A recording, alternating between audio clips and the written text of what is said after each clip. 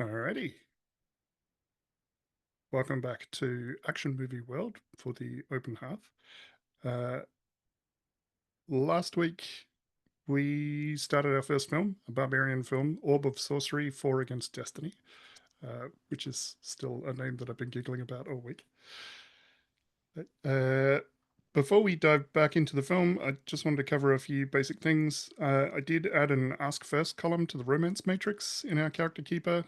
So if people want to update their romance situation, feel free to do that. I made some other changes to the character keeper, so if things aren't working as we expect, that's bugs are a feature. That will happen, and I'll fix it later. We'll try and muddle through and see where we get to.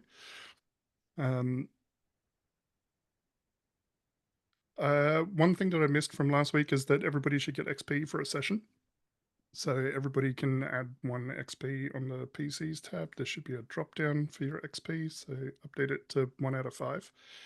I do want to let people know that once you hit 5 XP, you can take an advancement straight away and then reset everything back down, or you can wait until the end of the session, depending on how you want to do it. One of the quickest ways to get XP in this game is to die.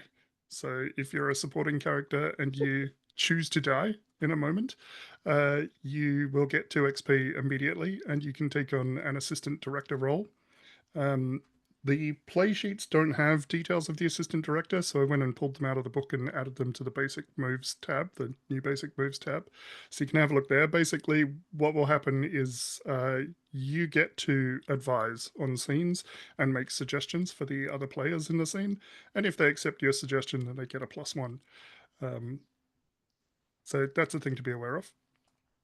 The other thing that is potentially related to that is camaraderie. So at the moment, the PCs have a camaraderie of 2. It can only go to 3. So if you make it to 3 and you end the film at 3, then everybody gets a bonus XP. However, anytime a character dies, it's going to go down by 1. So just be aware of that. That may influence your choice on whether or not you want Can we to. like use it to boost a roll against the boss or something? Or You can. So there's 2 special moves in the game that aren't related to specific stats. One is the camaraderie move. And so you don't really have to do anything on screen for the camaraderie move. Effectively, what it is you drawing on the audience's belief in your party's cohesion and your sort of friendship as a group. And you'll roll 2d6 and add your current camaraderie score, which is a +2. And you can use this for a bunch of things. You can heal up harm. You can find an awesome weapon. You can do extra harm to the film's villain. You can treat a future roll as an automatic 10. You can also use it to gain XP for the entire group, but if you do that, then it lowers the camaraderie by 3. So it okay. will absolutely dump your camaraderie score, but it's a way of getting more XP out of a session.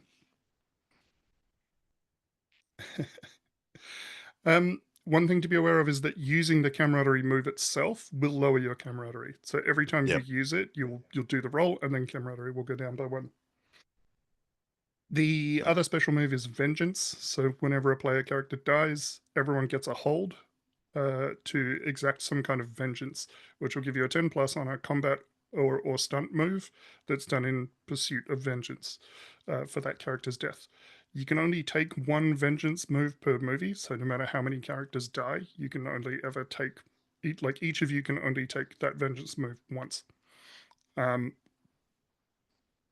we do have, because of a roll in the last session, we have an NPC that can also trigger the vengeance move, and I'm sure that will come up. I was thinking about that earlier, thinking this is kind of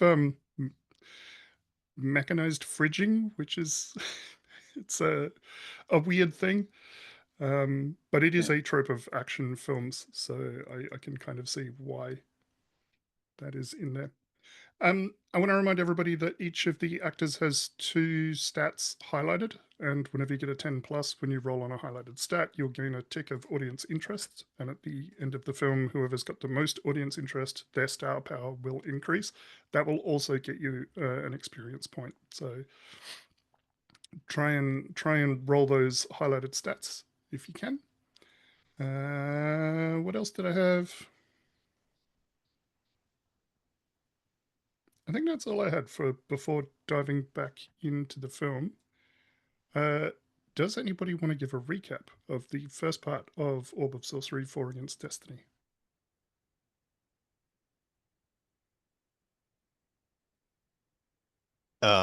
We were camp slash celebrating, and some wyvern-like dragon things were sent by I can't remember his name. Pendastilla. Pandastella, the Tyrannus, to take us out or capture us, perhaps. We fought them off and managed to flee down the like into a gully where there was some woolly mammoths, and we used them for cover as we jogged off. Um, we were sort of discussing options to go because we got this orb of power, and we figured we got to go and see Norrin's mentor, who's across the bridge and in this forest and that. And we trekked through that, and we found a camp of people, and we sort of were chatting with them, and they don't like Pandastella the Tyrannus either. And I think that was it. We were just chatting with them. That's where we left off. Right. So I want to cut from there and get to the bridge because I think the bridge is a big moment for this film. So the characters say goodbye to Dalla and her somewhat merry band, although she did mention some distrust amongst the group, as Pendastilla has a habit of turning people um, and sending them as infiltrators into the camp. Uh, and you continue to trek through the forest. As you go, the audience continues to see eyes where there shouldn't be eyes. So in the trees, maybe on the bark of a tree high up, there's just this malevolent gaze that will peer out at you for a moment, and then it will fade back. And Norrin is carrying the orb of sorcery or the orb of Pendastilla uh, in their robe, and it is pulsing occasionally. And I think the audience has seen enough for this moment to know that the pulsing tends to coincide with the eyes appearing. So whenever the orb pulses, Pendastilla is looking upon the group and kind of following them. And as you walk through the forest, we hear the cries of these wyverns as they are sweeping overhead, but because of the forest canopy, they're unable to find the party until you come to the bridge. The bridge is when this film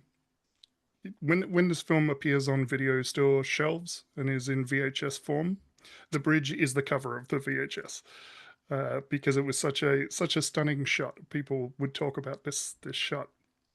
I'll give you a couple of details that have already been established about this. This is, I think, from memory, the Snake Wide River. It is flooding. Bet you can't swim.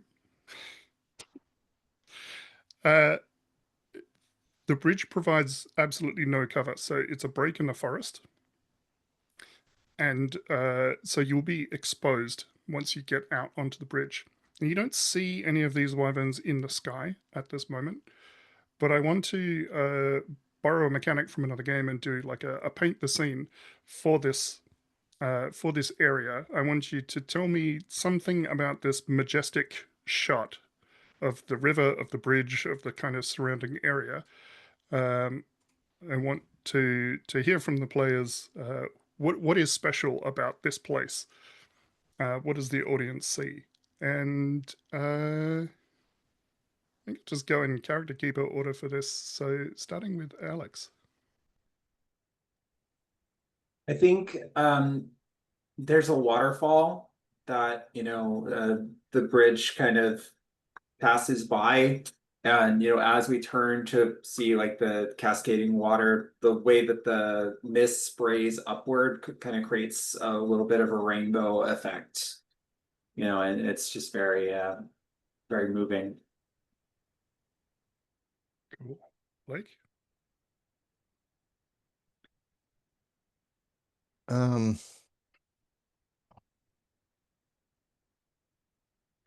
How big is this bridge? Is this like a mile across? How sort of? I'm in Australia, so I don't know how long a mile is, but yes, All it right, is. so It is long. all right, so like the bridge here, Frisco Bridge Yep. behind me. So that's yeah, it's quite a long bit. Okay, so in that case, up ahead we can see there's some dead bodies or corpses or something there. There's something dead up ahead, laying on the bridge. Nice. T. Yeah. Also, that was a mistype. It should be 1.6 kilometers. I think the bridge is also very wide, and it's built of like great monumental stone, too large to have been moved by human hands. I don't know what we know of the bridge crafters, but certainly their empires have fallen to dust. Nice. And Rod.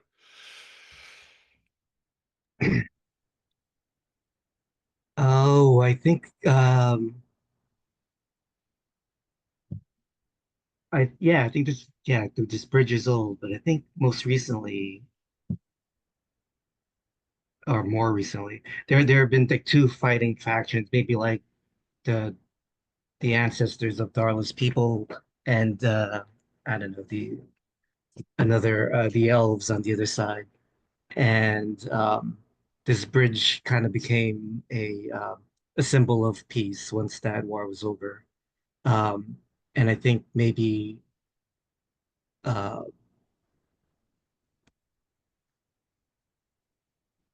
I think I think there's oh I think like they built like places where people have have abandoned their weapons, saying like there'll be no more fighting. So I think there are weapons that have been embedded into the stone at certain intervals. Ooh, I love that.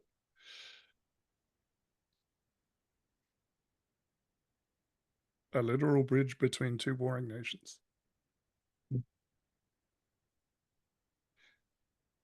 Okay. So, as the team approaches this bridge, you hear a distant threat. Uh, how do you approach this situation?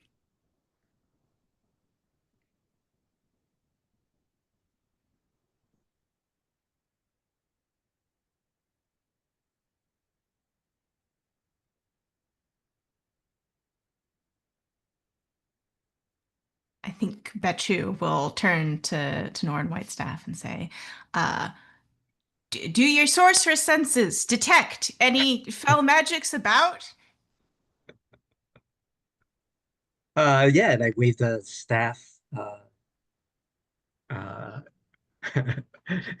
yeah, in a sweeping gesture, and I think the tip of it glows, and I say, "There is danger ahead, but I cannot say if it is a sorcery, uh, or something more earthly, but we must beware." Savage will take his sword out and he's sort of, I fear not danger. We will take it on. Let's go. I'm gonna go for the one-liner thing. Mm-hmm. Because I fear not danger because he's looking straight at the camera sort of thing. Let's have a go. What is it? Killer one-liner. Oh shit, I need the dice thing up, don't I? That would be helpful. uh, swagger. Okay. Tabs. Swagger is one.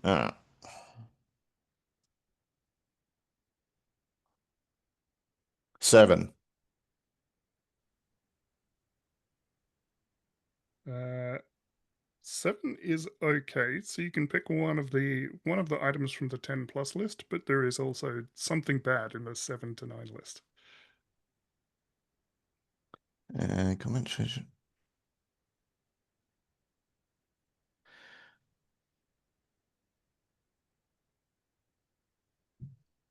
I'll go with your buddies are impressed, +1 to camaraderie.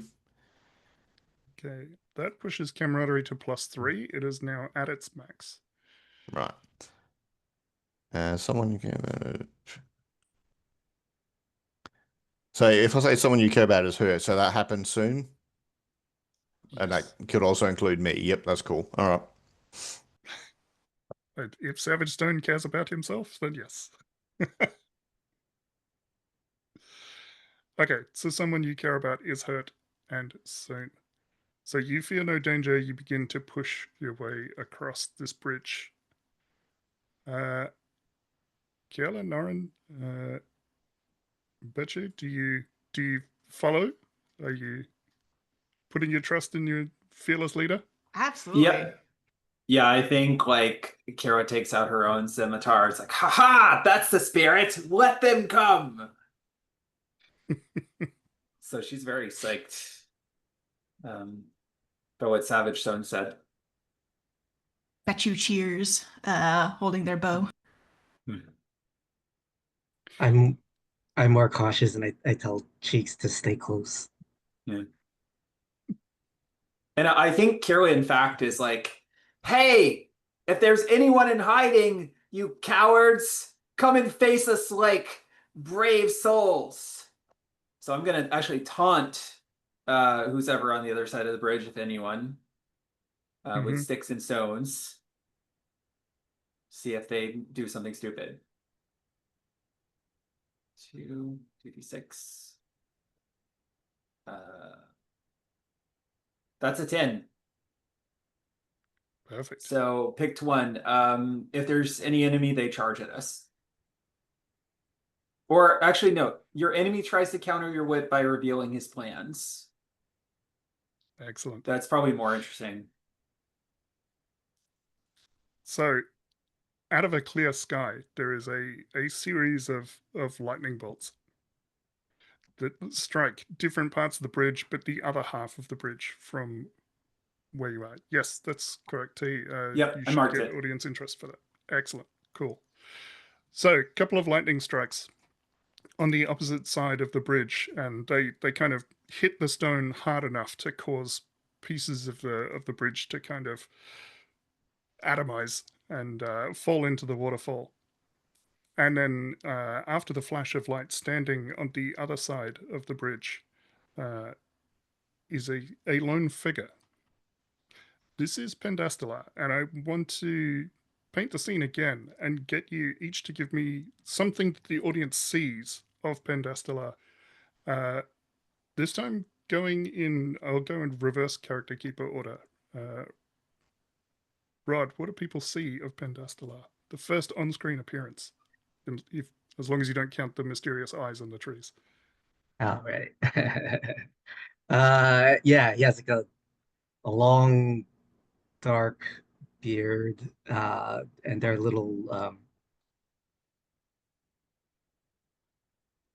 are uh, little bells that are woven inside his beard. Awesome. T. I think we've busted out I don't know that we'd call them Beyonce fans, but we got the big fans, classic, extravagantly long red wizard robes. They're rippling in the wind, the beard sort of flowing. I think every so often he's like pick it out of his mouth a little bit, but you can hear the bells. And there's I think he's like uplit as well. So there's thank you. Um, uh, dramatic shadows cast up across his face. Nice. Blake? I think they were like little birds and mice and stuff, and they're like fleeing away from him. They're going off the edge of the bridge or whatever. Yeah, they're getting away from him. And Alex. I think there's a special effect that the animators are really proud of, where his eyes seem to like crackle a little bit with blue electrical lighting.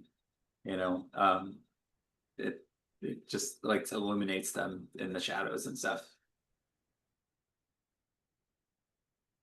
Real wizard that's airbrushed on the side of fan energy. Right, exactly. Yes. This is the wizard that people airbrush on the side of vans after this film. Yeah, and T mentioned that you can hear the bells, which is strange given that the roar of the waterfall. You shouldn't be able to hear Pendastelar over the sounds, but when he speaks, you hear him clearly, even though you are quite. What is the American term? You are yards away from each other. I think that's right. Tell me if I'm doing that wrong. And he looks up, and the audience sees his face for the first time, close up. He says, "Ah, the slave and the tinkerer, the failed pirate, and the what are you, a squirrel keeper or something? You have something that belongs to me, and you believe you stole it. But you're falling directly into my plans because you're taking it to the person that I can't find. And now, thanks to you, I know where they are. All I need is my orb. Give it to me."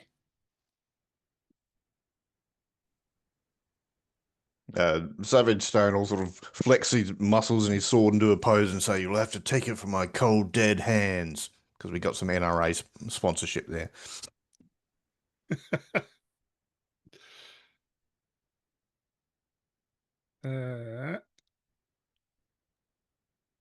If we stole your orb, which we're not admitting to, that would make us successful pirates.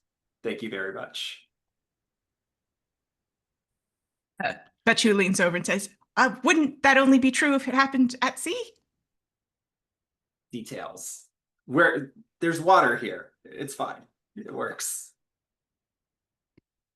Awesome. I'm gonna try to read a person. Okay. Uh, what is that? Drama, which is good. And okay, cool. Which dice? Who am I? I am a 12. Ooh. What it does on a 10 plus hold 3. All right, on 7 to 12. 9. I'm showing a 1 and a 2 for a total of 3. Oh no. Oh wait, what am I looking at then? Oh, I was looking at Boom Boom. I'm sorry. So Yeah, I it's all rolled a right. 5. I rolled a 5 total. So that's not good. On a Okay. miss, does it say? It does not say. It does not. So the director makes a move. And Pendastelar says, "Cold, dead hands. That's acceptable." And he raises his arms, and eldritch energy runs along them. And as he raises his hands, the dead bodies in the middle of the bridge that stand between you and him begin to climb to their feet. These corpses, and yeah, they begin to make their way towards you. I'll say, get behind me, and I'll start swinging my sword widely so they can have a moment to think about stuff while I'm just acting zombies. Nice. Just a quick point of clarity. Savage Stone is wielding 2 hand axes, right? Yes. Okay, cool. I think Betchu will loose a shot over his shoulder and say, "Savage, you must go and face Pendastelar. We shall deal with these foul creatures." Nice. If you are going to loose a shot, are you attempting to do some kind of damage here? Is this Violence? Yeah, absolutely. Okay. Roll it. I think that's going to be a 6. This might be the bit where I'll get wounded. Or bet you, you know. A Yep, so 6. straight up failure. Okay. So I will give you an approaching threat coming from the other side. Oh, goody. So as you fall to the back and loose an arrow towards these zombie creatures, it, it the shot seems to land on this creature, but it doesn't seem to inflict any damage. Like it just seems to ignore it. It shrugs it off, and as you sort of turn your head backwards to see what the situation is behind you, uh, you see something rustling in the trees that you've just left. It is a very, very large, like fantasy movie large snake that is moving its way onto the bridge and moving towards the party. And Pendastila has set up an expert pincer maneuver between But it's okay the two because groups. like Kirwa, we see her with her scimitar and she's like looking over at the undead and she's looking at the snake. She's like, there's too many of us. Then we're surrounded. But then we hear from the tree line. And yeah, like swooping in on vines and stuff and down from the trees, like Darla and her people are like, you know, swooping down on the snake and stabbing it with daggers and like shooting the undead with arrows. And she kind of grins and she's like, that's my girl. So that's her coming at a key moment. Okay, so for the moment, Dala and her crew have engaged this snake.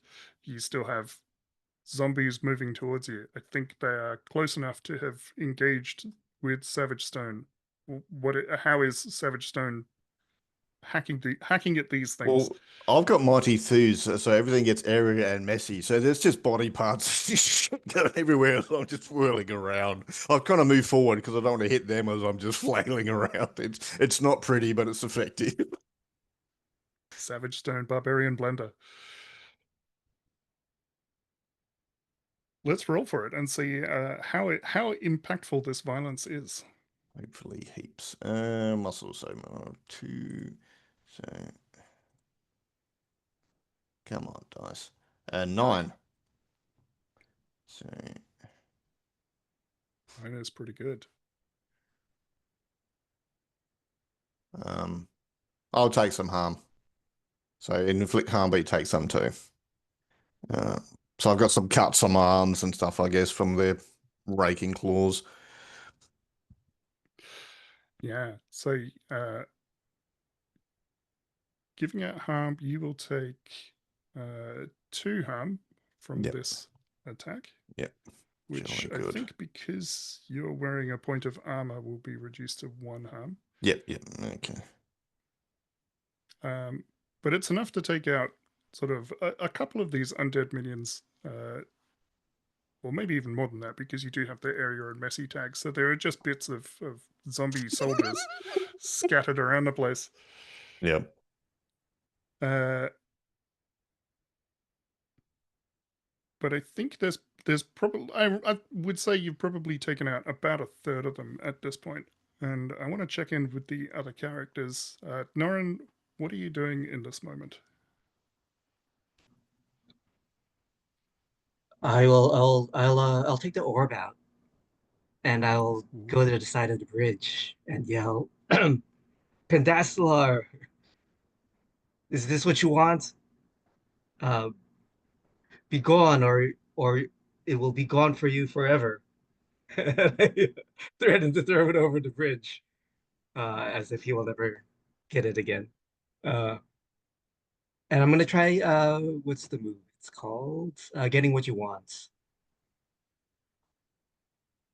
And what I want him to do is to leave. All right, let's roll it. Roll plus magnetism.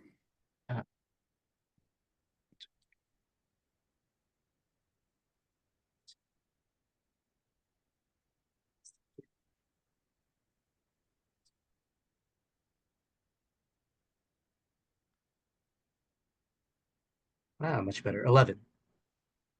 11 is good enough. You get what you want, and it's better than you expected. Huh. Diffuse the now.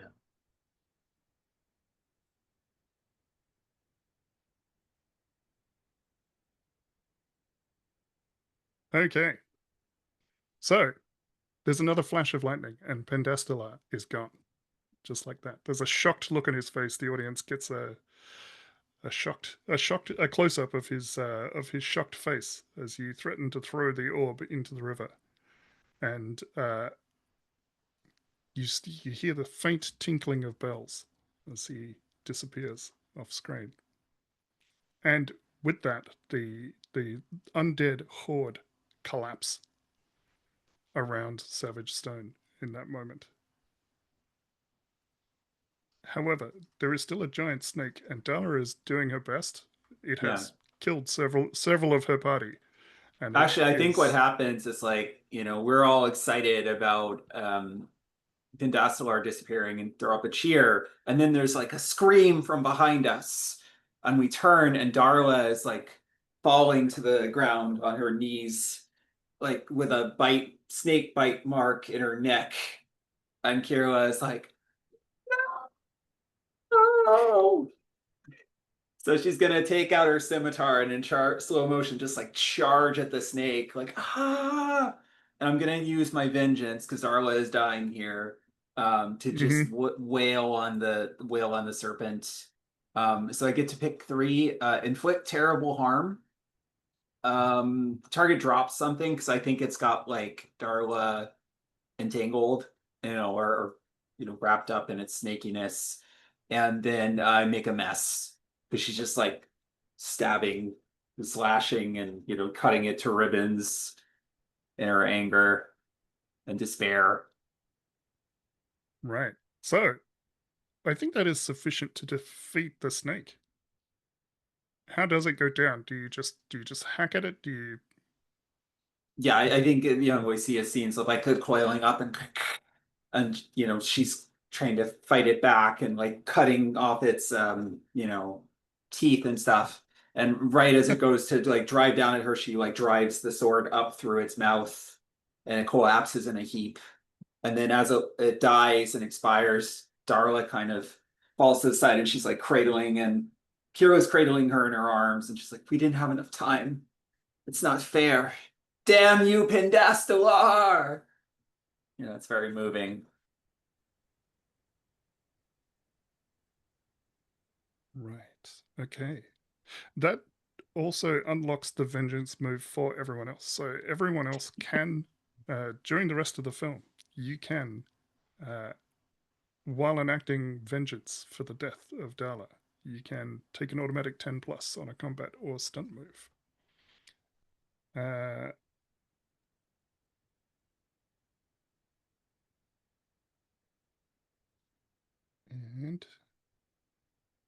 do we have like a short like scene where we're like burying her, or like she's on a funeral pyre? Yeah, and we're all funeral pyre. Yep. Dramatically staring at the fire, and it's like, now it's personal. It's our destiny to defeat him. You could also do the Viking funeral and stick her on a boat and set it on fire and send it over the waterfall. Over the waterfall, yeah. What are we feeling, guys? I mean, it's your tragic moment. I think Betchu sort of like comes up and like puts their hand on your shoulder in commiseration, just like silently nods. Yeah, I think a boat over a waterfall because she's like an honorary pirate. It's like, you would have made the best first mate, Darla. And the boat like falls off in the distance. Oh god. But what I'd like to do You would have made the best first mate. What I'd like to do is give Kirla like a vial and say like it's from the snake's poison. You can only use it once. But is that a move or? I would say you could do that with the camaraderie move because there is an option there to find an awesome new weapon for the duration of the movie. It Maybe feels it's like a stunt, but it's like soliloquy?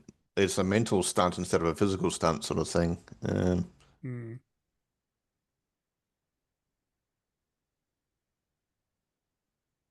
Chris Oh, Fanana was also yeah, T Yep. mentioned soliloquy. Yeah. Let me see. Oh yeah, yep. Or the narrative explanation for using camaraderie to get more damage.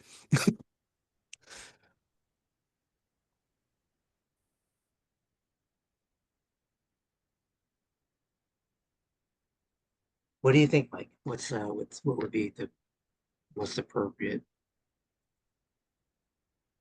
I'm happy with either the soliloquy move or the camaraderie move.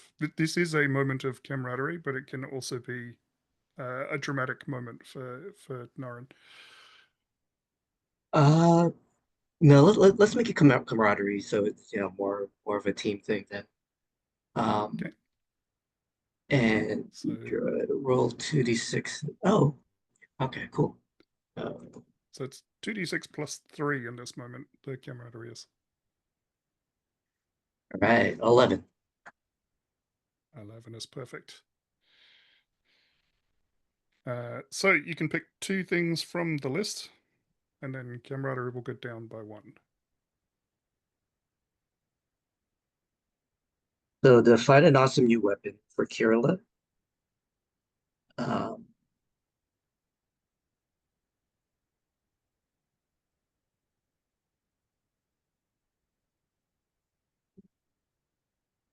uh, can I heal 1 level of harm for Savage still?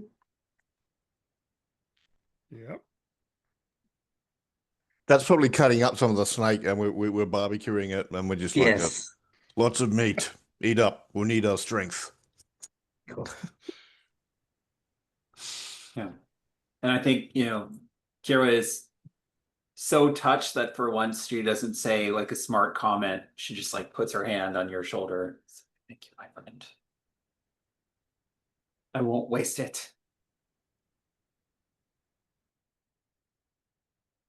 I think Betchu sitting by the fire holding like a drinking horn in 2 hands and says, "But I do not understand. Merely the threat of damage to the orb was enough to banish Pentastellar. How could this be?" He must need it soon. If I had thrown it over the, the, the bridge, I mean, it was an empty threat. I think it would have taken him time to find it, time that he could not afford. He must have plans that will come to fruition soon.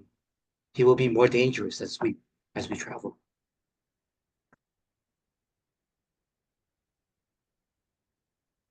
He said that he wanted to find your mentor, that we were leading him to him.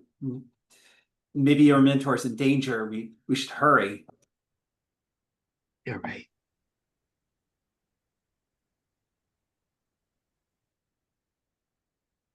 Let's go. And he pulls out his sword and starts running, even though it makes less sense to run with a sword than.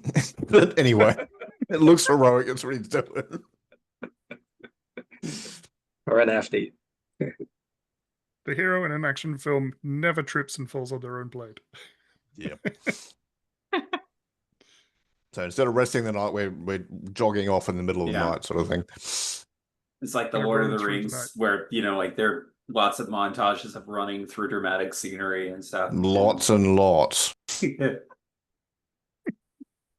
unreasonable amount of running for a regular human being, but you are not regular humans, you are heroes. And you arrive at the ruins where Norin's mentor lives as the sun begins to rise.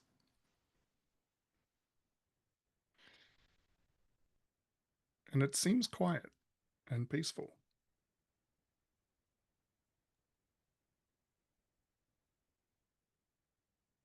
Norin, why has it been so long since you spoke to your mentor? While you were in camp, you tried to reach them via a scrying pool, Right. but you weren't able to.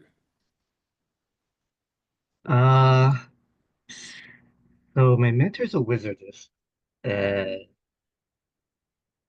she's the one who sent me out to find Savage Stone to fulfill the prophecy of ending Pendastalar's threat.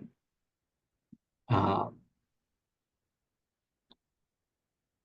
and it's taking me this long to find Savage Stone, I think.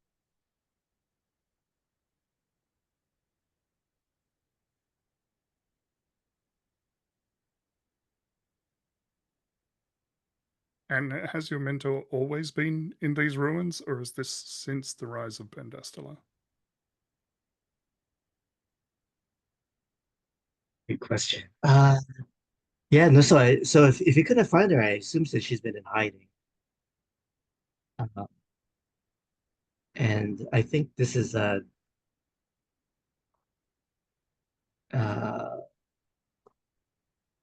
can we say that these ruins are also dragon's graveyard? Kind of like where dragons come to die, so there's all these dragon bones everywhere.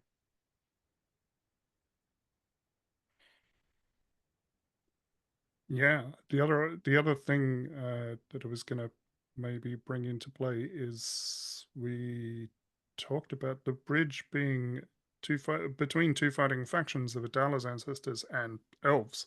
So this side of the river presumably would be an elven city that has fallen into ruins, but it could also act as a draconic graveyard. Well, where maybe dragons these come elves to- had like dragon worship and the dragons were their leaders and stuff, and so the dragon sort of motifs on all the architecture and Mm, As and seen in the the prequel Orb of Sorcery part, whatever, Dragon's Graveyard. 4 before Destiny. Uh,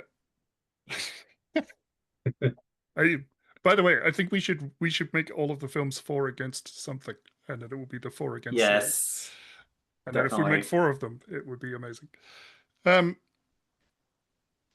Yeah, and the magic from these draconic bones has hidden Norin's mentor. Do we have a name for this mentor? Doran, Doran. Uh, Doran and Sorry, and Norin. Okay. Doran and Norin. Pronouns for Doran? She, her. She, her. Yeah. Is this your mum? Oh, that would be funny. Um, yeah, sure. Yes. Yes, and yep. Nice.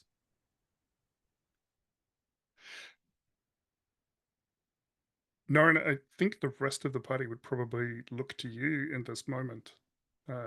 We've come to find your mentor. How do you approach this situation?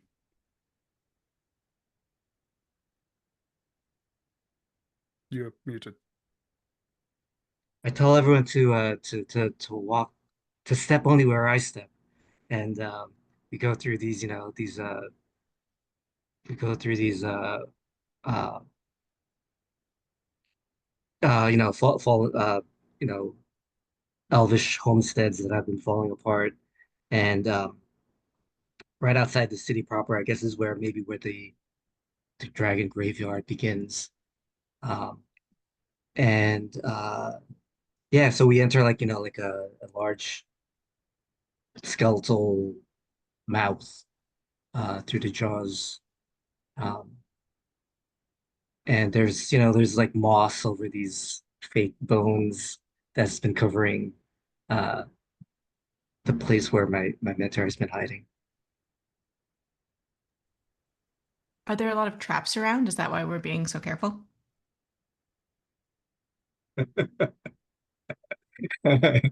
Because if there Um, are, I would like bet you to like accidentally trigger one and then do a stunt to like narrowly avoid falling in a pit or something. definitely then, yes. Yes, the elves were very in their time. I was wondering if there was some elves like watching from the ruins, but it's basically a bunch of kids with plastic ears and they've got a Yeah. different colored contact lens in each eye or something. They're all sort of watching us as we creep through the ruins. Yeah, but that's after Kirla says it's quiet. Too quiet. Because someone has All right. to. So we have a few things going on. I think this might be an opportunity for Norrin to emote, either via speech or physical movement, because I think he's conveying an emotion in this moment. It sounds like Kayla might have a killer one-liner going, and we want to set up a potential stunt for Betchu the Sly.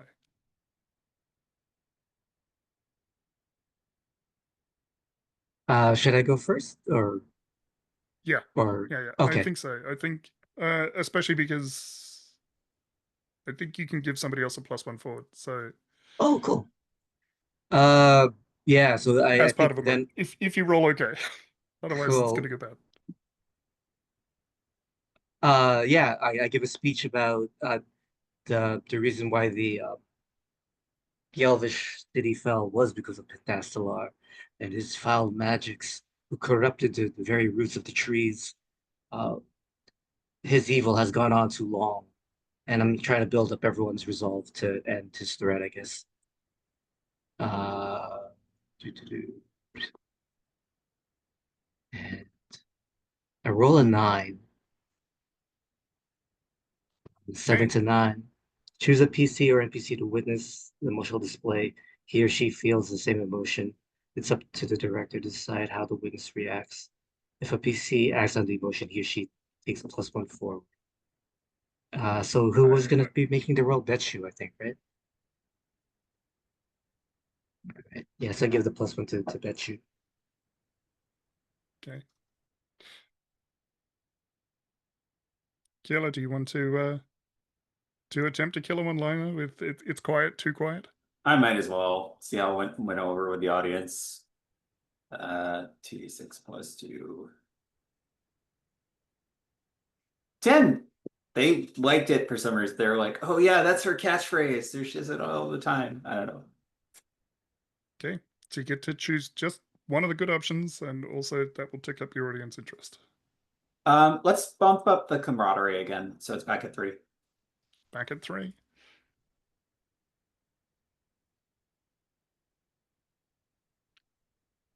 And don't forget to grab your audience interest. Oh. And then, yeah, bet you walking through the scene. What is it that you trigger? Is it a pit trap? Is it?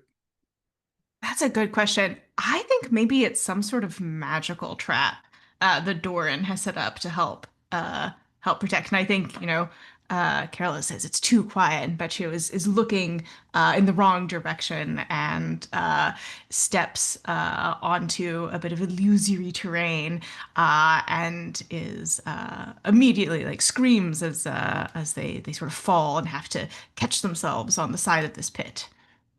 Mm-hmm.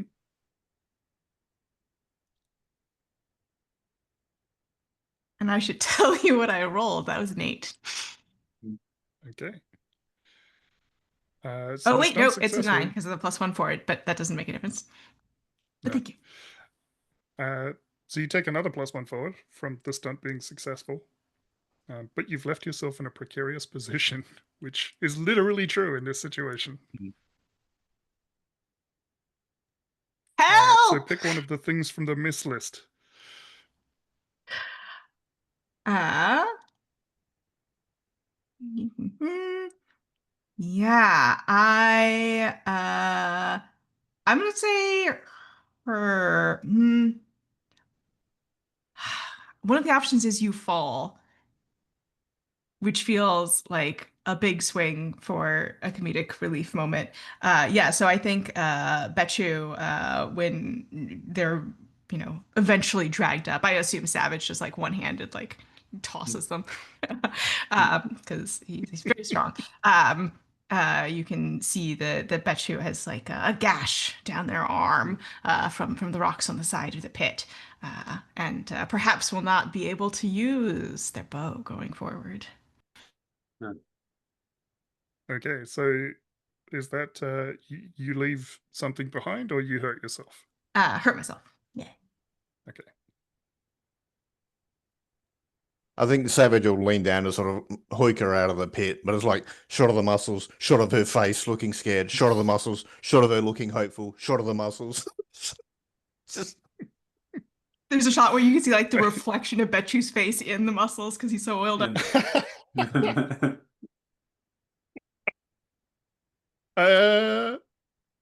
Do you want to roll that as a badass stunt to one-arm Betchu out of a pit yeah, why not? using muscles?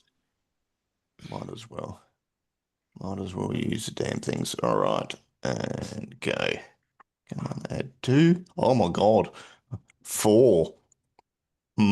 Maybe I slip, like the ground isn't secure, and I start to slip and go in or something. Okay, so on a miss on a stunt, you pick something from the on a miss list.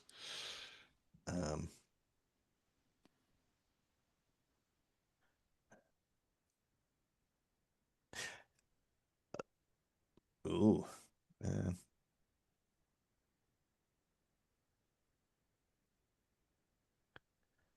Yeah, maybe I fall. So I slide in there. I don't get enough grip, and the other just slide in there. It'll just be a funny moment before all the fighting begins. So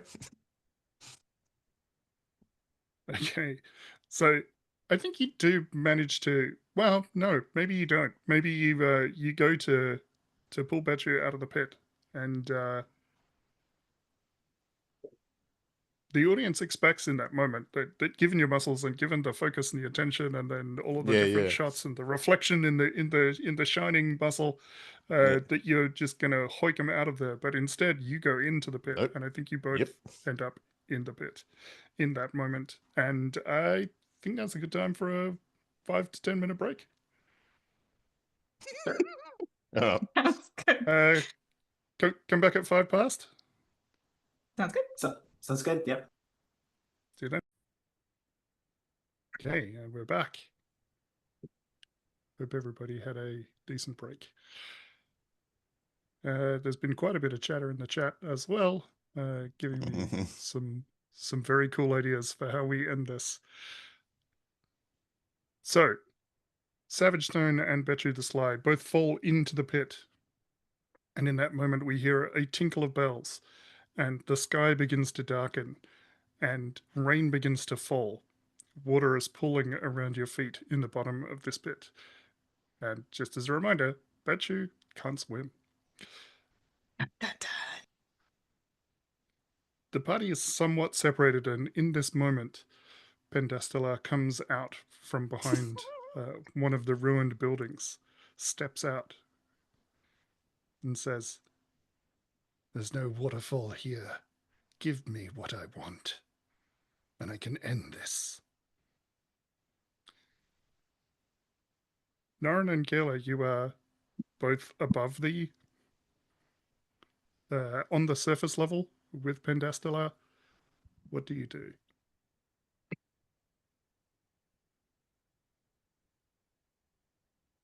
I think if you allow me some leeway, that there's some kind of like rope or vine or something nearby.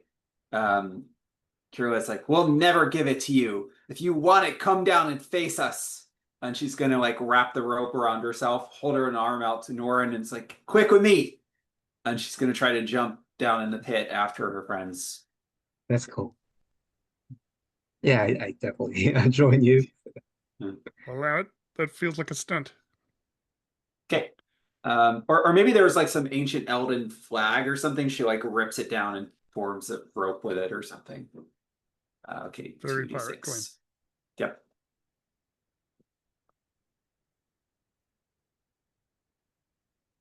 An 8. So on an 8, your stun is successful. Take +1 forward. However, you're left in a precarious position. Take 1 below. I lose something. Like I have to leave my dagger embedded in the wall or something, so it, you know, it's like a pit in for the rope. If that makes sense. Yeah, it does. So you slam a dagger in the dirt, wrap the flag around it, and then use it to dive down into the pit. Mhm. You hear the tinkle of bells as Pendastola approaches this pit where you're all hiding.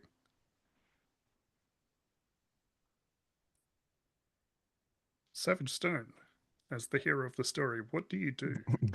I'll think it, he'll put his hands down in front of him as if he can boost Bichu up and say, "You ready?"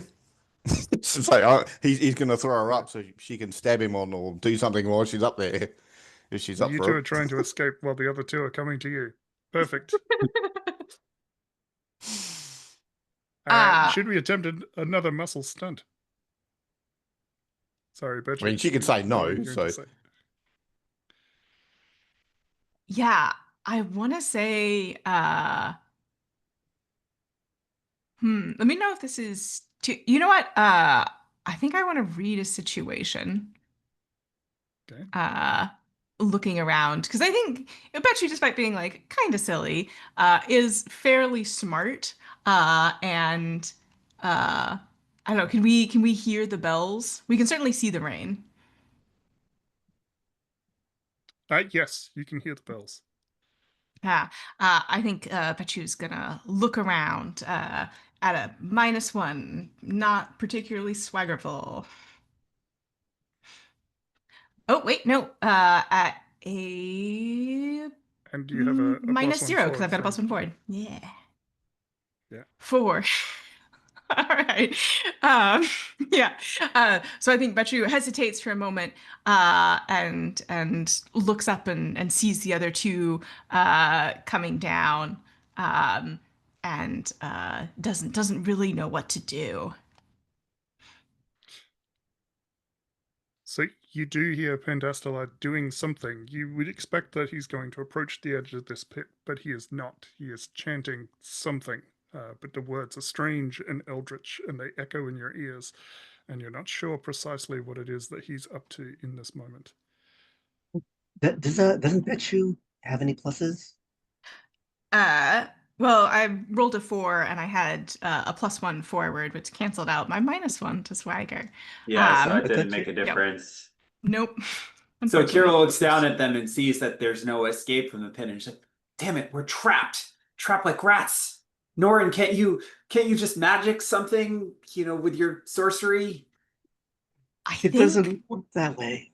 Betchu's going to start rummaging in their pack and pull something out, and it's like a little crossbow with like some rope attached to it, and it looks like it'll sort of like be able to hoist somebody up very quickly, and looks down at the sort of water that is slowly, I think it's probably like knee level now, and looks at Stone and says, "The prophecy, you must be the one to do this. Go, save us all." And we'll pass the device to Savage Stone to be able to no, get out he's of the like, pit. "No, save yourself. Or I'll keep the wizard busy." And he'll grab the sides and just try and shove himself up, and with muscle snap, see if this works or not. Okay, so it sounds like we have a muscle stunt and then a secret engineer move from Betchu the Sly. 8. Let's do the stunt first. An 8. Oh well, that would be 8 plus 2 is 10. So 10. Perfect. Hell yeah. You do the two. cool stunt you're attempting, and you feel like a total badass doing it. Yeah, so I throw myself up so I'm actually behind him. And I'll pull out my sword Okay. like, "Now face me, wizard." So you So can take a hopefully +1 forward, and you can pass it on to someone else if you want. And I'll also, pass it to bon- Betchu because the wizard's turning to focus me, sort of thing, so they can hopefully get out of the pit while get my ass kicked. yeah. Also, I think that is a 10 plus in a highlighted stat. Oh yeah, So that yeah, gets you a point of audience interest. cool. The audience is Can invested I in emote Savage something Stone real at this quick moment. too, or is there time to do that? You can. Let's get the secret engineer Oh, roll from sorry. Betchu first, and then we'll get Keela's emotion.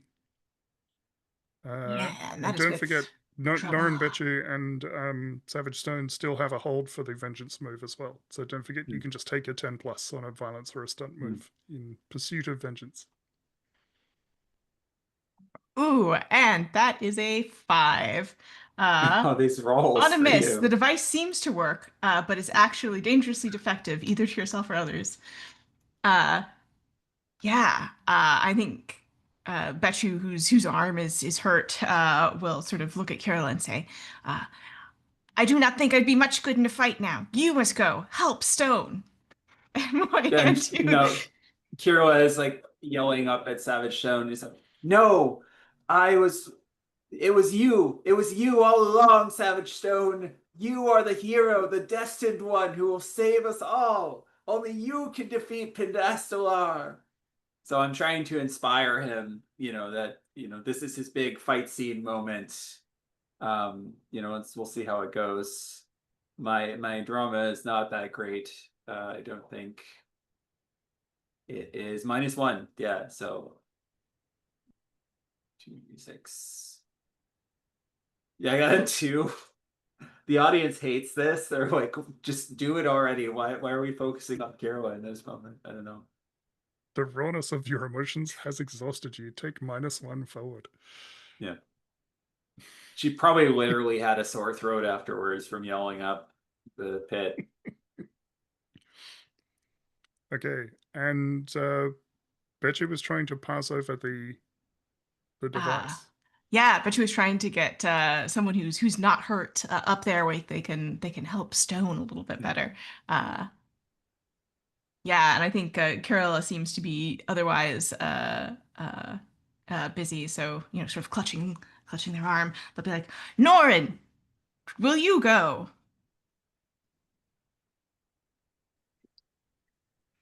We are a team. We must all go. Yeah, all right. I think But I given can go first. Sorry. maybe Betchu's like, "Yes, that will work, perhaps." And yeah, we can all try to use this device that none of us know is dangerously defective.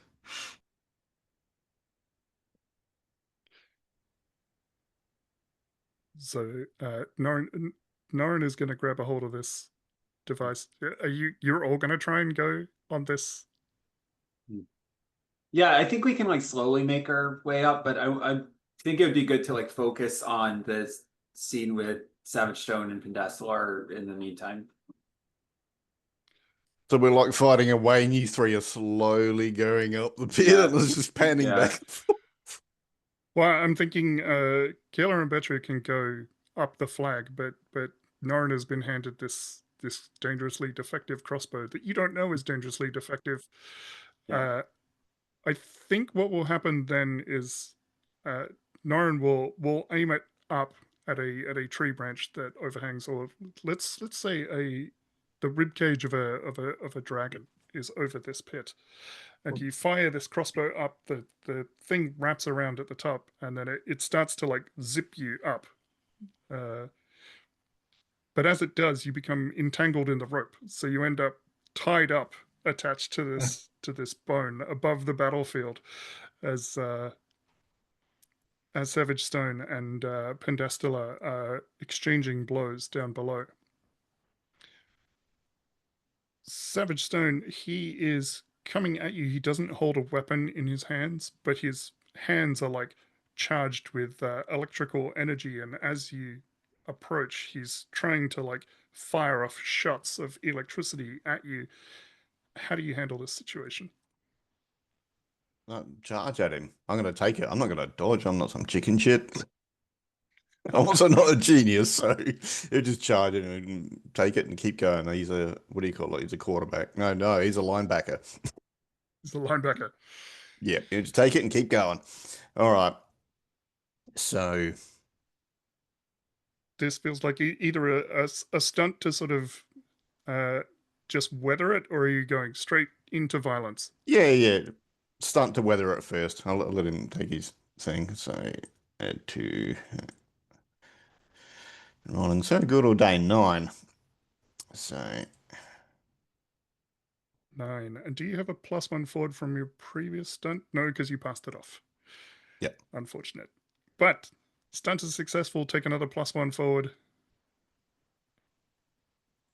And choose something from Carrier's the list. position.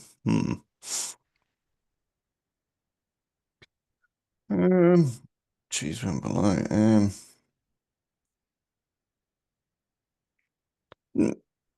You know what? Let's go director makes a move against me. This will be a moment, so go for it. Alright.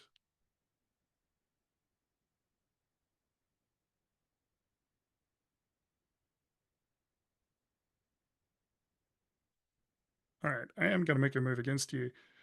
The ritual that Pendastila had begun finalizes. And one of these skeletal dragons, its eyes begin to glow in empty sockets as it rips itself free from the earth and positions itself between you and Pendastila. Yeah, he probably mouths the words, "Oh shit," so people in the audience can say it along with him, sort of thing.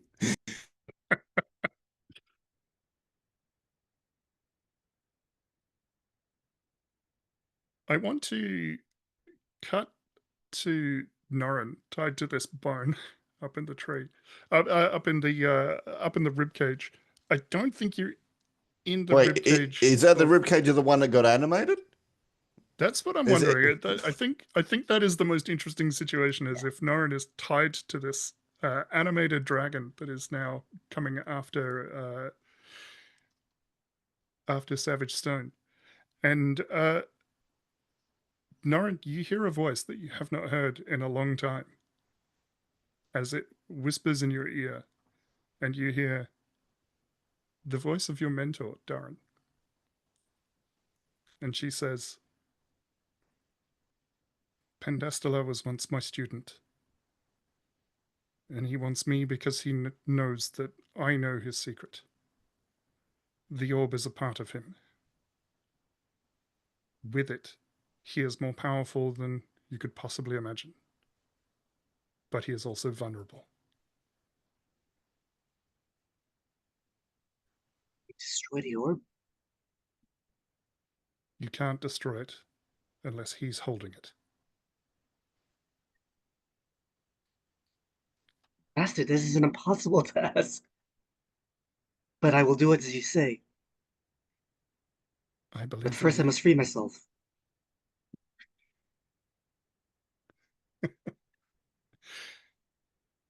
And I want to cut back to Savage Stone just for a moment as you go one-on-one with this skeletal dragon. It kind of rears up and tries to come down and bite at you. Yeah. What I'm do you using do? the ruins for cover because this thing's big and nasty. This is much more threatening, so I'll yeah, duck and cover and stuff.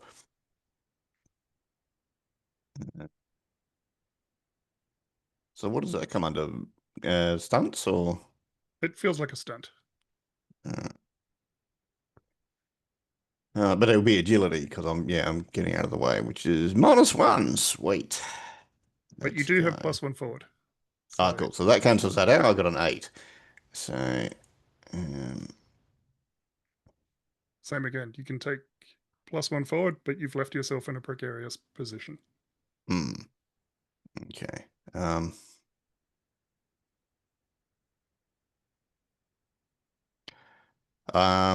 Yeah, I think while trying to move to the side, it sort of knocked one of my axes to the ground, so I've only got one instead of two, and it's moved me further away from the others, sort of thing.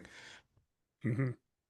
Yeah, it separates you from the rest of the party as it smashes into the stone that you hide behind, and Yeah. part of the rock knocks one of the axes out of your hand, and it's somewhat buried in the rubble. Yeah. So you're not sure exactly where it is. You don't have an opportunity to retrieve it. Killer and Betchu, which one of you comes out of the pit first? I mean, Beshu was the one urging us to climb, so probably them. Yeah, I think Carol has probably had to help him a little bit and sort of like give him a boost, given their wounded arm. And if you were back down in the pit at this point, it would be sort of shoulder high, the water, as it rains down. That's probably motivating you to climb more than anything else. Yeah, it certainly didn't hurt. Yeah, so I As you think. come out of the pit, Okay. you see this strange scene of this skeletal dragon facing off against Savage Stone as the wizard looks on, and maybe its back is towards you, and you can see Norrin tied to one of its ribs. Yeah, and I think Betchu will say, Norin, my friend. Uh, and I think they're gonna try and do a trick shot to with their injured arm to try and shoot the the rope around him and free him. Which feels like a stunt or violence? I think it's a stunt. Yeah. Alright. Let's roll it. And I would say agility. Actually, you could do it with violence because one of the options is the target drops something. Yeah, let's do violence. Because if it misses Norin, then perhaps it will hit the dragon. Mm-hmm. Alright. Violence. 9. On 7 to 9, choose one. You inflict harm, you take some too. You inflict harm, but a friend is hurt badly in the fight. Norn, I think you know where this is going. Yeah, I think the sort of the blood dripping from the wound, is enough to make Betchu's aim less good. They do shoot the dragon. Unfortunately, it is through Norin a little bit.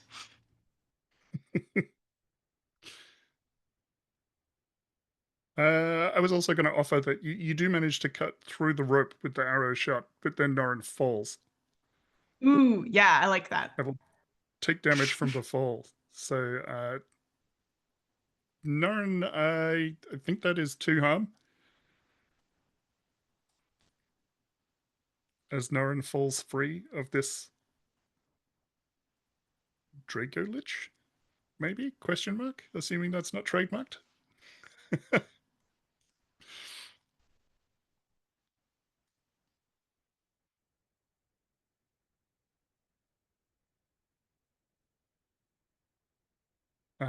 Pendestella takes note of Betchu coming out of the pit and is going to fire a lightning bolt at you. Just an off the cuff. He's not even really looking in your direction. He just sort of points out a finger and a shot of lightning comes towards you. Ah, that sounds like something that I could duck and weave around. Does.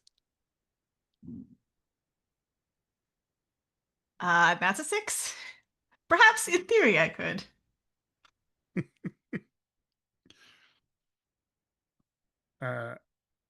So you try and duck out of the way, but somehow this lightning acts unlike regular lightning, and it curves around and slams into you. You can also take 2 harm in this moment. I think seeing that, Carol makes her way out of the pit and she's just staring down this wizard with hate, not just because of what happened to Betchu, but she like takes out her throwing axe and she's like, "This is for Darla, you son of a bitch." She like throws, circles in midair and like hopefully will hit him square in his wizardly chest. And Blake is reminding us in the chat that you do have the poison from the snake that killed Darla. Have you anointed your weapon? Yeah, if I roll successfully, I'll deal terrible harm. I got a 9. So yes, inflict terrible harm, but are driven back. Okay, let me check the harm on Actually, your no, but I base. take some too. I'll take some harm too. I'll join the harm club. It's fine You'll join the harm club? Okay. because I have a move that happens when I take harm.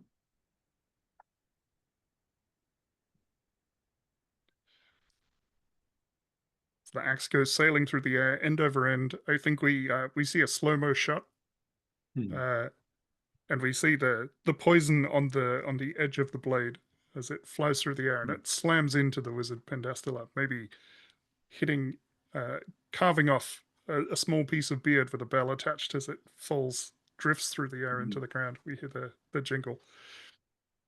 And at this, he absolutely does turn to you and holds out both hands and puts them together into a lightning strike at you. And that will be 3 harm. This is a stronger lightning shot. Does it ignore my armor or? No, I think your armor will absorb 1 point of that. Okay. My follow-up move failed, so never mind. I was gonna do smiling through the pain. You know, normally when she gets hit, you know, she is able to just shrug it off and go, haha, I'm barely injured. But it's clear this seriously hurt her. Like she's thrown back into the wall next to Betchu and, you know, really staggered and bloody and everything, probably smoking. This could also be that Boom Boom Machado is used to smiling through real pain. This is simulated pain that you have to pretend is actually hurting you. Yeah. Yeah, it's not being sold well. Savage Stone. This thing is still snapping at you. I think he's going to try and sort of duck and weave and like lop off a claw, go around the other way, lop off another claw, and slowly try and get to its neck so he can try and wrestle and break its neck. That's his cunning plan. This feels like violence. Yes, definitely. You have a +1 forward from your previous stunt. All right, so it makes it 9 all up. 9 all up. Choose one.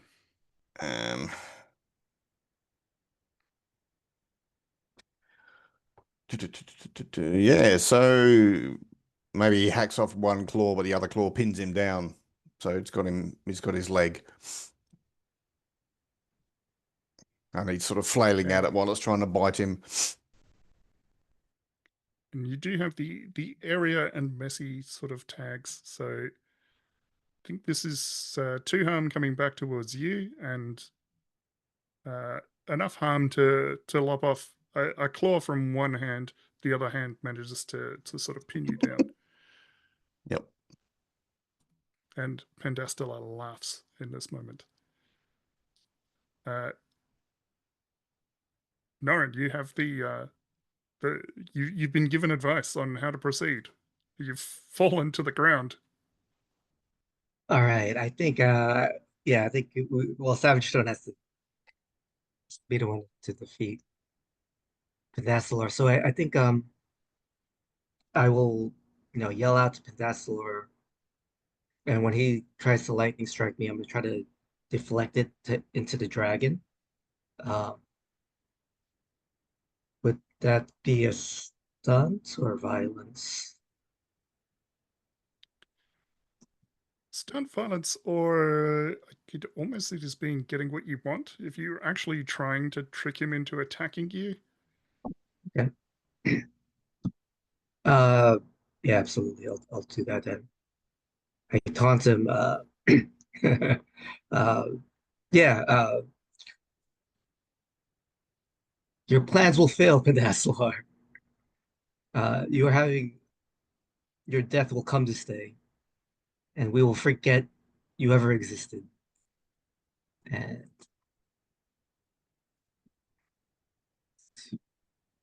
The worst thing for any villain, being forgotten. yes, only a 7. A 7 is you get what you want, but it comes with an added cost.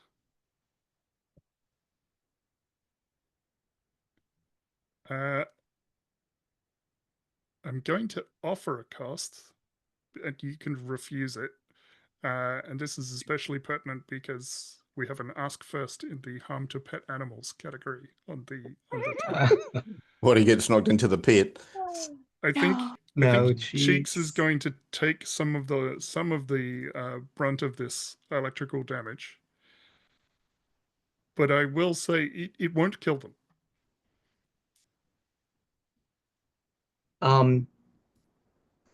Is that okay?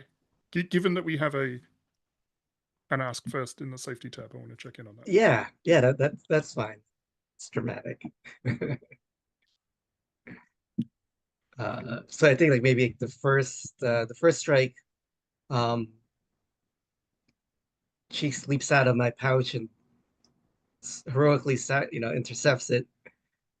And then when the second lightning strike hits, that's when I steel myself and uh, uh, deflect it towards the dragon bones.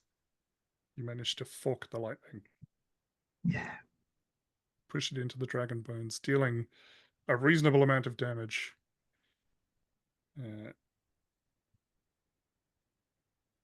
Okay, it looks like that has weakened this Draco Lich significantly.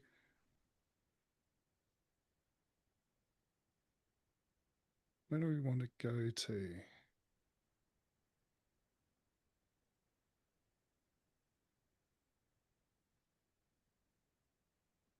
I want to give one of the other heroes a chance to take the kill shot on the Draco Lich, because we know that Savage Stone is going to be the one that takes out Pendastilla immediately afterwards, and he's currently pinned by it.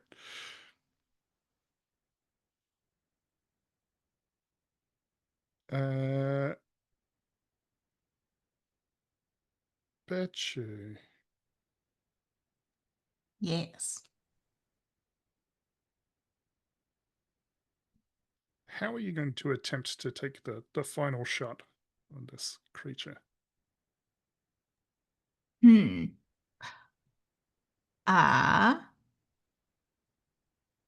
Important context, bet she was very hurt. I think also having made a shot with his bow that ended up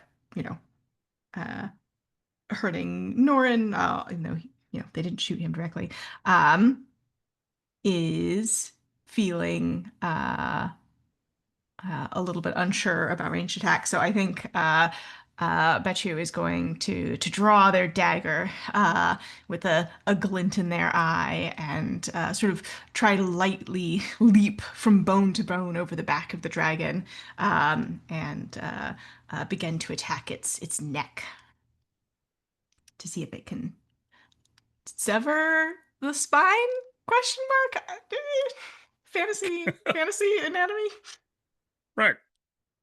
I mean, surely if you separate the spine, the whole thing can't work anymore. Yeah.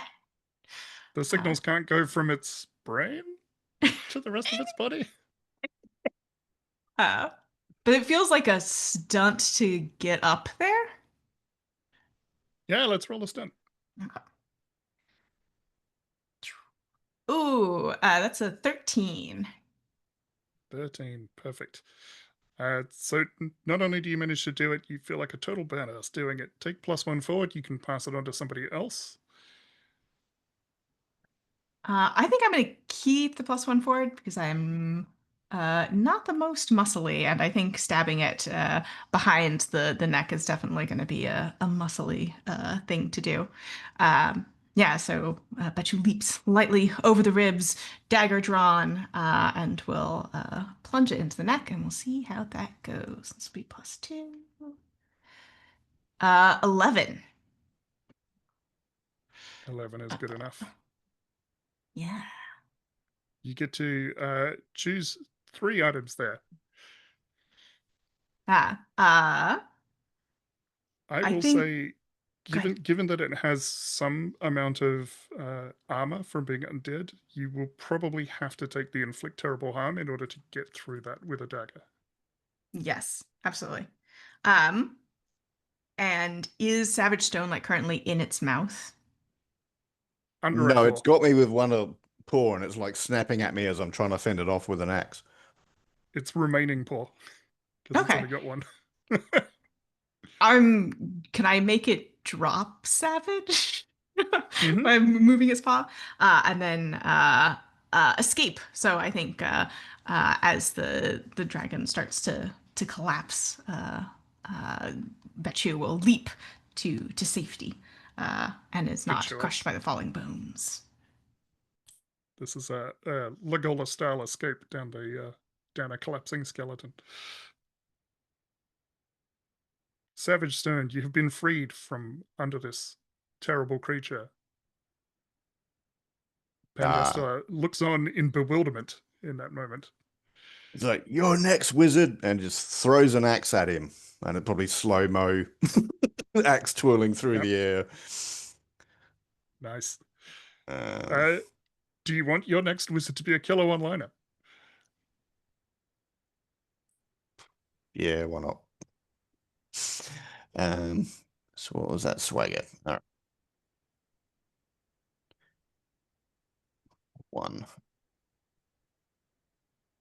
2, 9, so 10. Perfect. Your line is hilarious, well-timed, and cutting. You can pick one of the options, but I think camaraderie is at 3 already. So Yeah. you take +1 forward. Yeah, +1 forward to the next roll, which is violence. Violence. Throw an axe at him, which would be agility because I'm chucking it. Actually, it's not because I can use muscle when instead of agility, I've got BFG. Nice. So yeah, I've got a very high chance of succeeding this. So plus, oh my god, hang on, Why'd you have to No, say it- that? shit. Do you have to decide that you're using camaraderie first to get your I'm reading. Sorry. Yeah, can you spend Oh, it's a camaraderie hold after in the the roll? future. Ah, okay. Oh, hang on, vengeance. Wasn't there a vengeance thing? I can just say You could this take the is for vengeance move. Darla. Yeah, this Yep. is for Darla. All right. So that's a 10 plus on a violence move. And don't forget to increase your audience interest for that, because it's still as if you had rolled. Yeah, this is for Darla, you son of a bitch.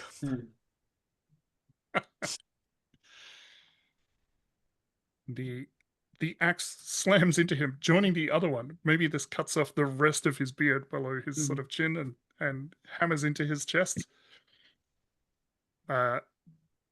He appears to be injured, but in that moment the orb glows brightly, and the two axes that are currently embedded in his chest kind of fall out as something heals him from within. Norin, you feel the heat of this orb. You know what needs to be done. I run to Savage Stone and tell him, the orb must be destroyed, but it can only be destroyed while he's holding it. Do you have any other weapons? Question, do I have any? Dagger. I've got a dagger. Then I will throw to him, and you must destroy it once he catches it. That's not the riskiest option. Okay. I think from, where she's against the wall, still beat up and coughing, like a little blood spurting out.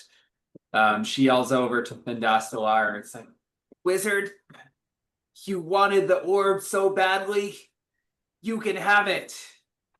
And I want to taunt him so he does something stupid. So he'll catch the orb, when Norin throws it, and then Yeah, not see me running in and stabbing him straight in the heart or something. Yeah. So Let's roll that. that's the plan, anyways. We'll see if the dice like us or not.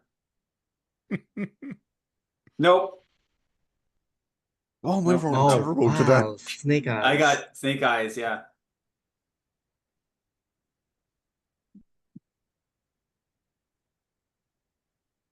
Okay, I think Pendastelar is going to answer that with, as is his wont, with lightning. Yep. Fair enough.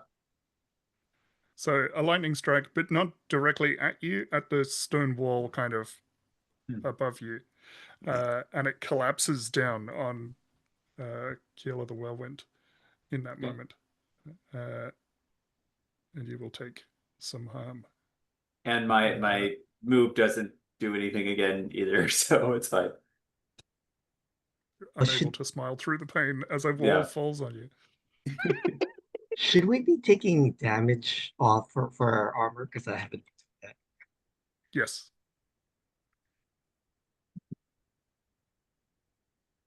I'm still trying to get a feel of like what harm is appropriate and how that fits in with everything. But okay.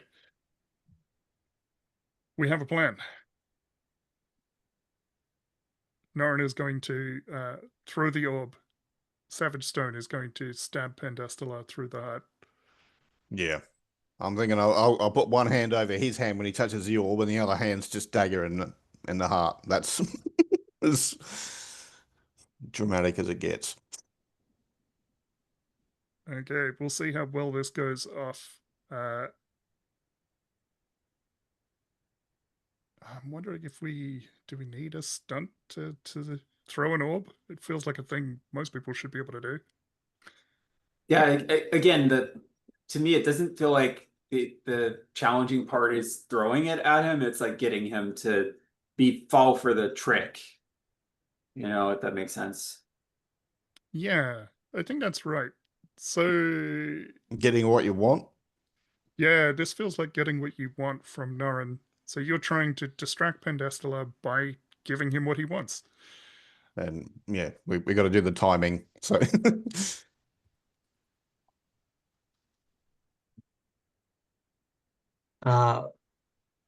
Yeah, I also want to remind you about the soliloquy move, but I'm just looking at the advantages of doing that.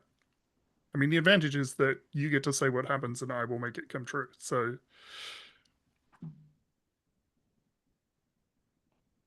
Basically, like, do you want to roll drama or magnetism? I guess.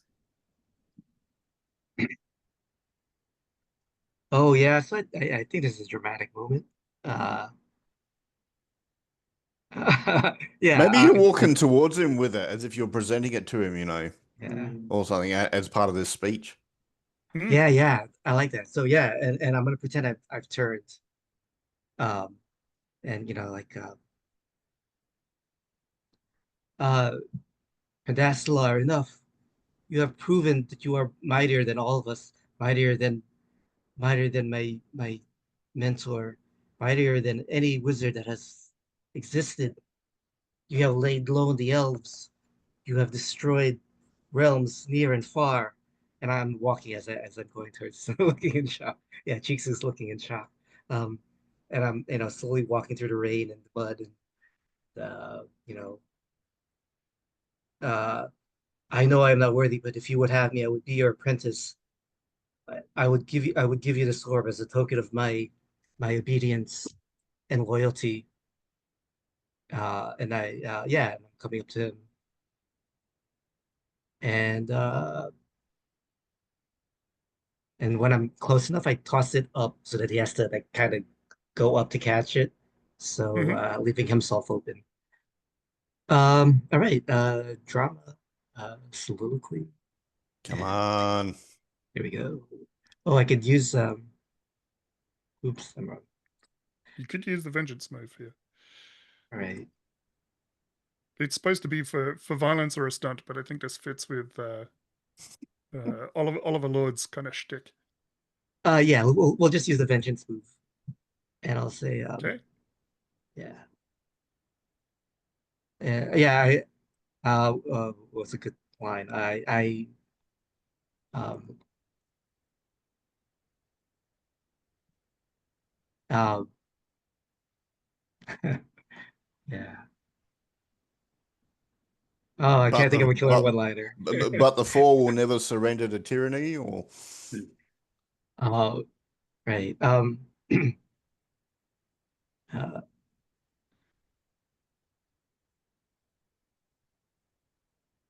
I can't think of anything.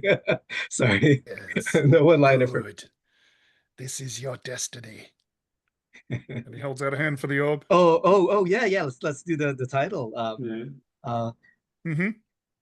You have withstood our armies and kings, but you cannot withstand 4 against destiny. And I toss it up. Yes. And in a moment of distraction, he snatches the orb out of the air, looking away from the party for a moment. Savage Stone, this gives you the moment to get in there and take him out.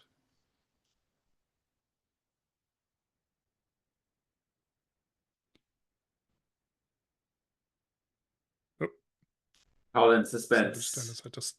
has had to step away. Yeah.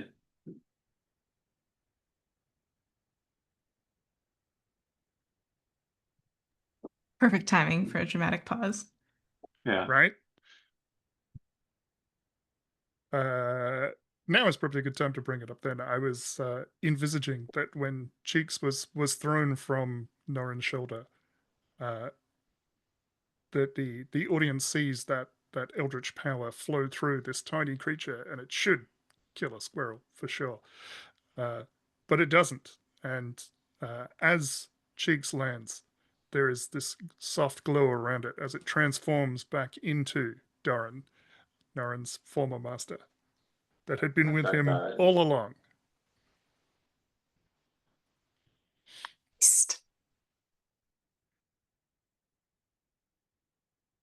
But now she lies in the mud and the rain, weakened terribly by the fell magics of Pendastilla.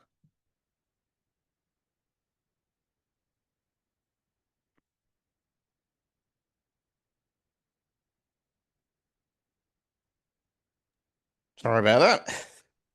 No worries. Yeah. What were we doing? Don't I need to roll stunt or something? No, I think Pendastilla is distracted, so you can do this as a muscle stunt or as a violence roll. Either way, Yeah, let's do some violence bugger. All right, so done. and you have +1 forward from your previous stunt. Yep, and plus 9. So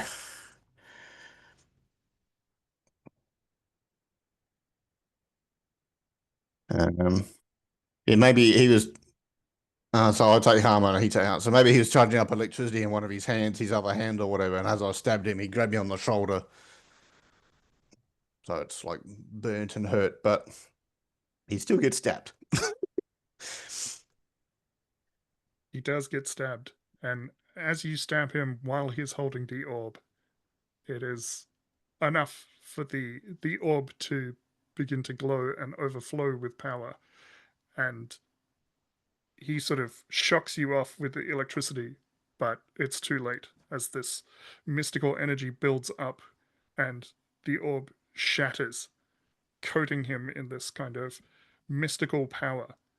And he screams as his form kind of glows and begins to be torn away until he's nothing but dust. Does And Cheeks Pendastilla, glow and turn back into his mentor, or? yes. Yeah, you missed that part because you were stepping up. Yeah. Yeah, I mentioned that to fill some time while we were waiting for you to come back. That is the climactic moment of Orb of Sorcery 4 against Destiny. Before the final credits roll, what do we see from these characters?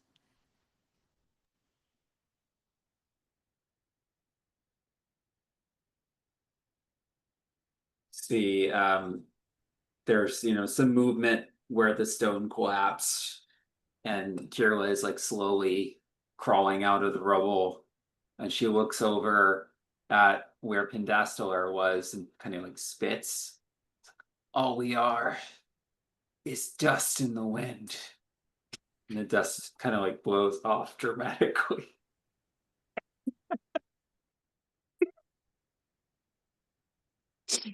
Nice. Dear. Let's in reverse character keeper order so that we can end on our hero, Norrin? Oh, sorry.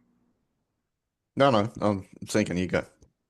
Yeah, Norin will help Doran up. And you were with me all this time. I never knew, but I felt your presence. Is it truly over? And then Doran kind of like, she leans on me, but she raises one hand, and like the rain stops and the clouds part. There's a obviously fake rainbow as sun streams down.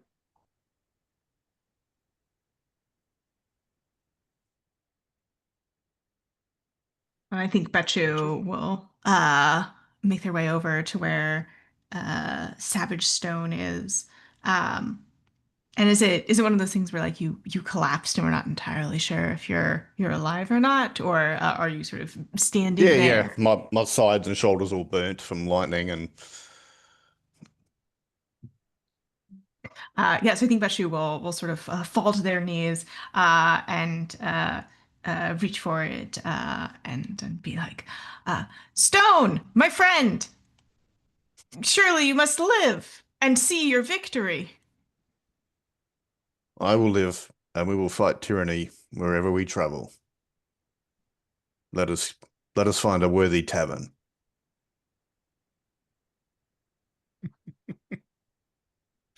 Can I add one more thing, or is that like? Oh, sorry. No, go for it. I think there's a closing shot of us like marching way towards the tavern, and then the scene kind of fades, and it focuses on another like orb, and there's a voiceover from Pindastelar. It's like, "You fools! You think that was the only orb? I will return." Ha ha ha ha ha ha ha ha ha ha ha ha ha ha. And then a jingle of bells. Blackout. All right, well done. Before we jump on a break, there is a quick end of movie procedure that we can run through, and then we'll have another break, and then we'll set up our next film. So, everyone okay with spending another 5 minutes just going through the end of movie stuff? Yeah. All right, cool. So first thing is camaraderie's at +3. Everybody gets an experience point.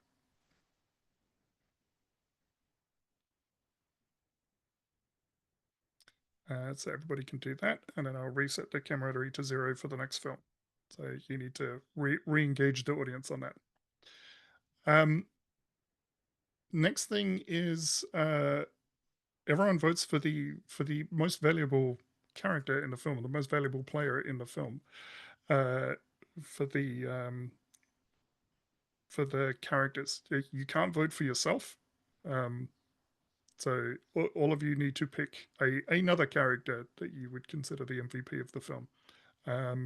Maybe if everyone has an idea of who they want to vote for, chuck it in the chat, and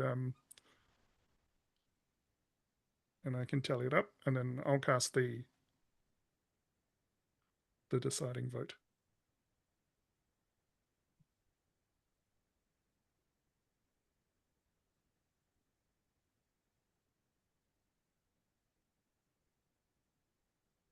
All right, so we got two for Nora and 2 for Kiela. yeah, well, I could see me not getting nominated at all, but those two both got some Best Supporting Actor nominations. Yeah. Yes. Yeah, exactly. My argument for Norrin is like we couldn't even defeated Pindastelar without knowing about the orb, and like with you having your dramatic monologue and everything. So, that kind of resolved the whole tension of the movie. Yeah, I think that sways me as well. So I think Norrin, you get another XP.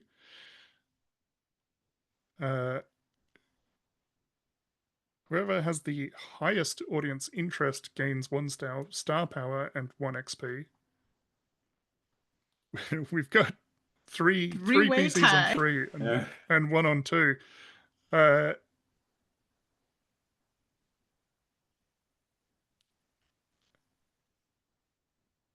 Is there a roll with no mods each or highest wins? Yeah, let's do it that way.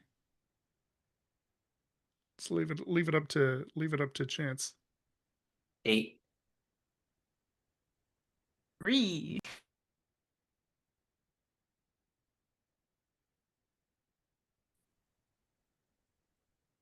Okay, so it goes to Boom Boom having the greatest audience interest. So what do I do? Surprising for a smartass character. So you will gain an Yeah. XP. Okay. Cool. You also gain a point of star power, Nice. which means even though Savage Stone was, even though Mason Wyatt was the lead for this film, coming out of this, the audience is most interested in seeing more of Marsha Boom Boom Machado, and you will be the lead for our next film. Sick. Everyone resets their audience interest to 0, so you're building again from scratch at the beginning of the next movie. And you can remove your script move and your gear, and special relationships, which unfortunately means we lose Cheeks the squirrel. But I'm happy to have the actor back for a future film.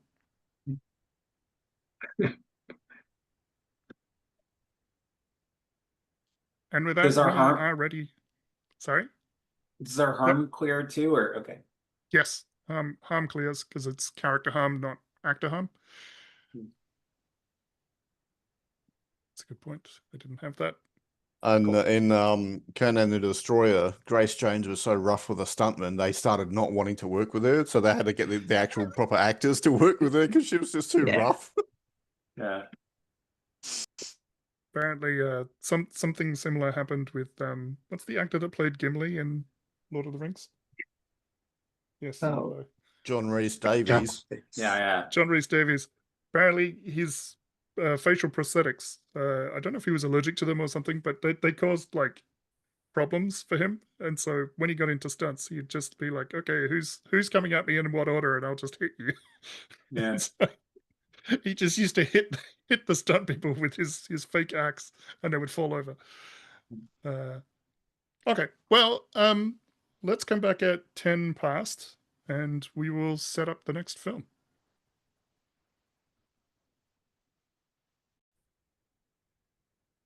All right, time to set up our next film.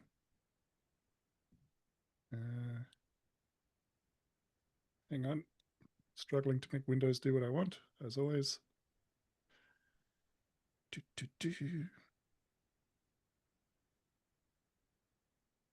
Okay. Now we should be good.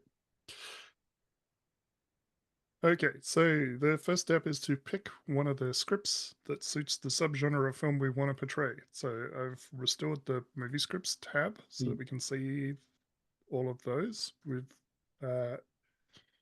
already kind of decided that we probably don't want to do a cop film, cop movie. The remaining options are fighting tournament movie, ninja movie, war movie, and sci-fi flick.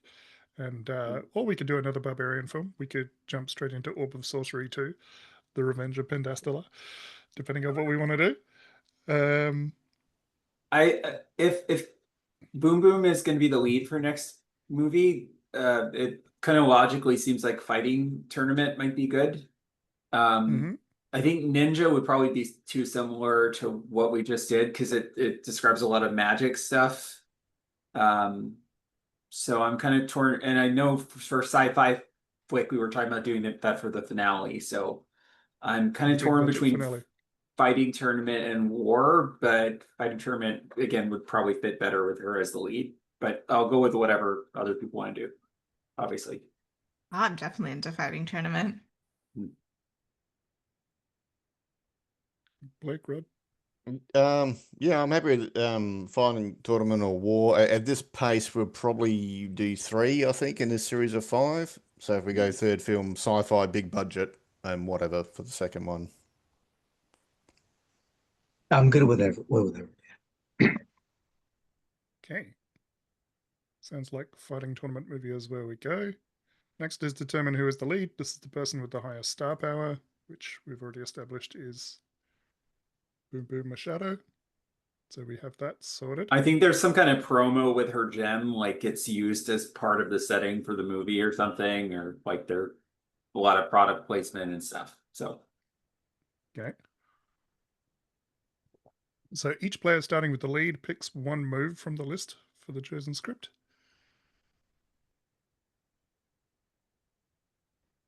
So take a look through the script. There's 5 moves there. I would like Each I've move- seen this style before. Okay. Each move can be taken by 2 players. I don't want to always rely on character keeper order because that or maybe that's okay because we're going to shuffle up the lead each time. Yeah, let's keep that. So, Mason Wyatt, what move are you going to take? I'm going to take work it like a JVC. There's going to be some dance move scene that he's going to get shit about the rest of his life. Awesome. Becky Lynn Beecher. I'm feeling not Tommy. No.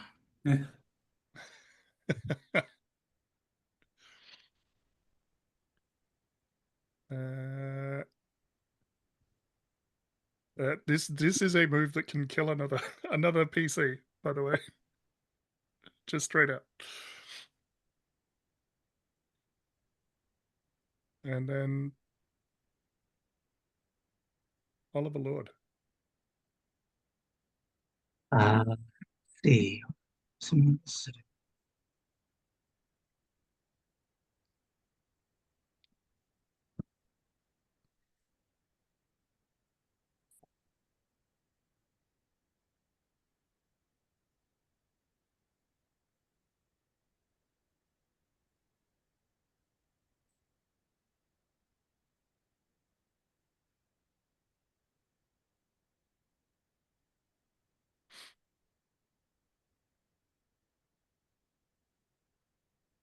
so is under Flow Like a Butterfly says once per movie.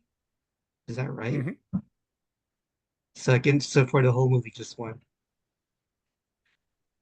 Oh, okay. You get an automatic 10 plus. It seems very limited.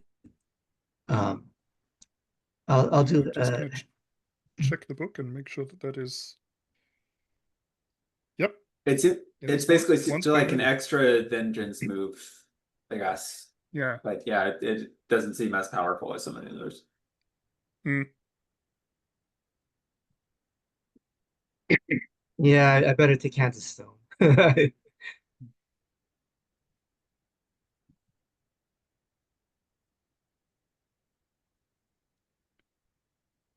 You were the deadliest warrior in the last film. Yeah, I never really used that too much. So yeah, Kansas Stone.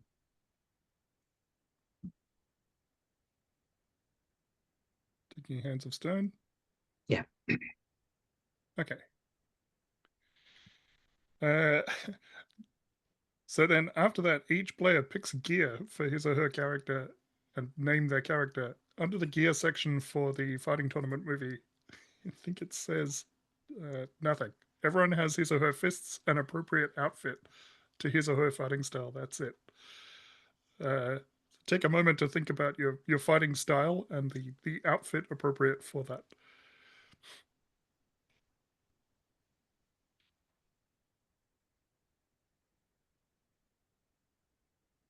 Are we going like Street Fighter? Are we going like Bloodsport? Are we going Kung Fu movie? Like that'll help me picture the Right. characters, I guess. Yeah, I was just about to ask about sort of general, what's the tone of the film or like the setting? Let's talk about it. Pitch me ideas. What do people want to see in this fighting tournament movie? I'm thinking San Francisco eats meets West. You know, American versus Japanese and Chinese clubs, and they're all meeting at the gateway to the Pacific, sort of thing. And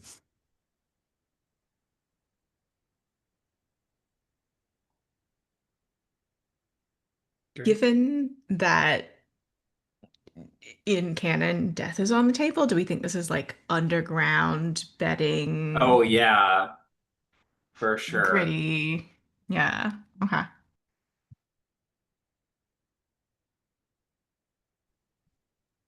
And is In this that like case, okay.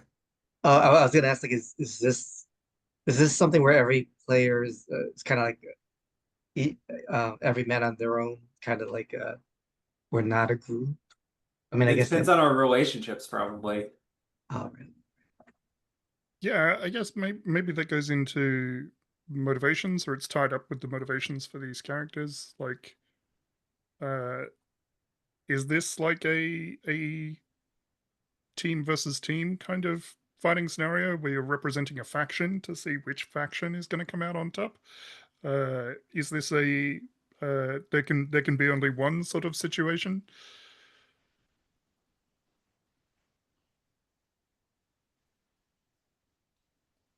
Could be team versus team.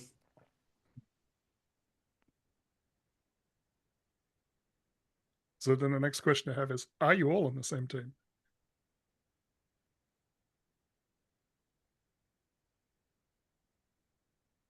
Hmm.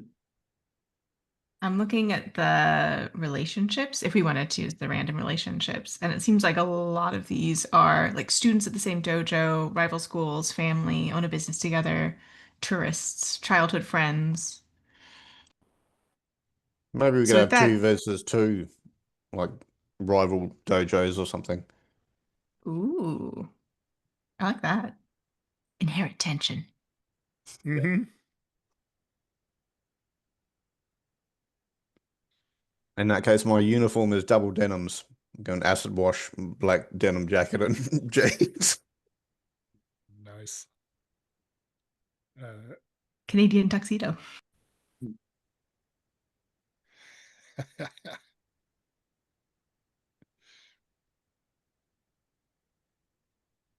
Stick all that under gear. So what is your fighting style as you come up with this look? Oh, I mean, I call it street fighting, but it's sort of half judo, half jujitsu. Okay.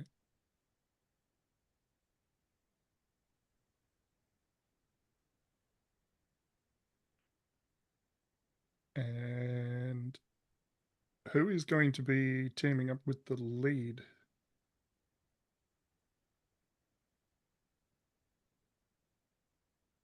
I feel like I should have some kind of mentor character, but I don't know if anyone would prefer that to be an NPC or if someone wants to do that. Because it seems like that's the Street Fighter thing, kid, right? Where there's got to be a Mr. Miyagi type character. Mm-hmm. But that could also be like there's a mentor and there's me and another student, from the same school or something too. So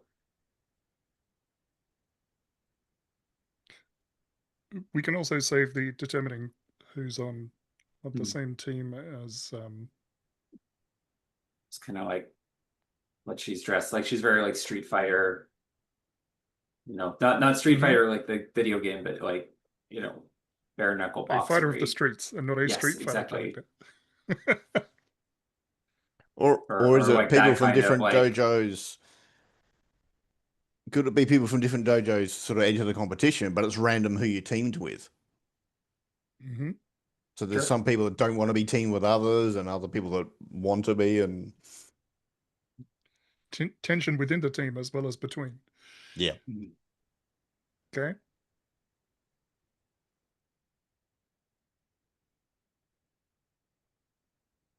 So I need to be picking stats to highlight with this as well. So for our lead, all of your stuff is swagger already. I am going to highlight your muscles for this one, I think. I think that makes sense. This is going to be a violence, a person-on-person violence kind of Mhm. situation. And let me adjust things there. For Mason Willett, who has picked a character name, Tyler Madison. So I had your magnetism checked. I'm tempted to leave it at magnetism because you picked a script move that is also rolling magnetism. And so I think that I want to try and match up these to people's special moves so that they roll them more.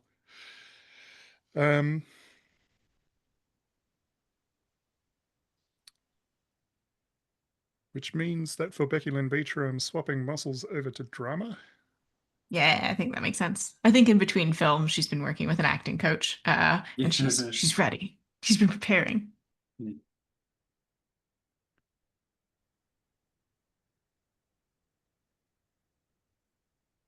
And then for Oliver Lord, you're going into some combat stuff. And you picked a move that is combat-y. So I think I'm going to pick muscles for you as well.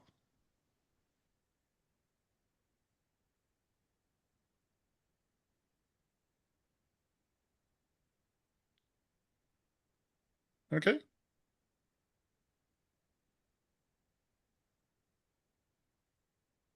And then I got to pick a villain. Let me look at the list of villains for fighting tournament movie. I've only got 3.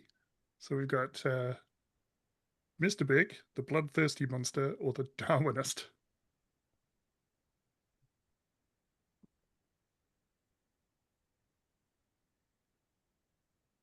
I'm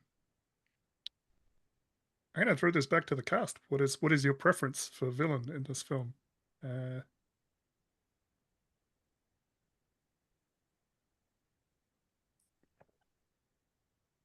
If you have one. I don't know, kind of like Mr. Big. I was thinking of in Game of Death, Kareem Abdul-Jabbar holding Bruce Lee's head away so he can't actually hit him because his arms are so big. It's just so much bigger than him. It's funny how it's fight.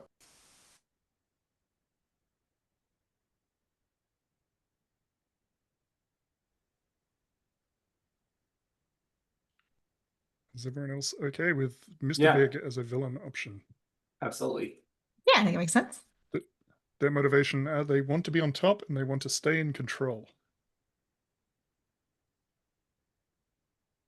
But they also have the villain move, whip out military hardware. That's going to be fun. I don't really know what military hardware you can bring into a fighting tournament movie, but I guess we'll find out. Illegal brass knuckles. Yeah, military brass knuckles, whatever that is. Before going into a name for Mr. Big, what pronouns do we want to use for that character?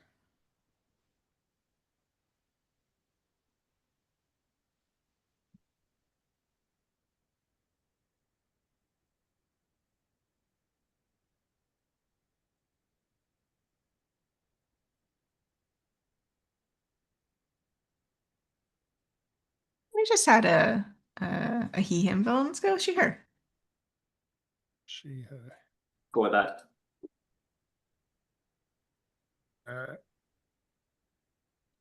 I'm going to pitch to the team that this is the same actress that played Darla in Orb of Sorcery.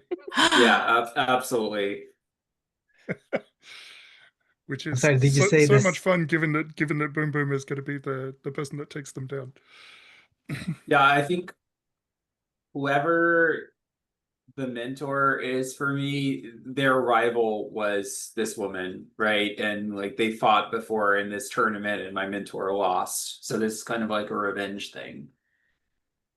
Okay. Who has a name for this character?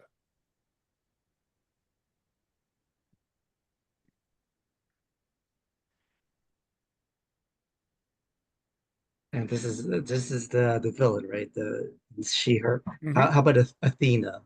Athena something. Athena is good.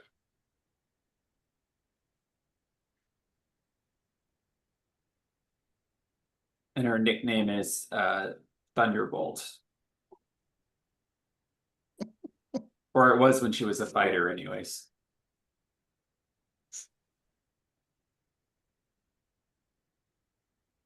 My brain immediately wants to pair up Thunderbolt with Rust just because of the Marvel movies.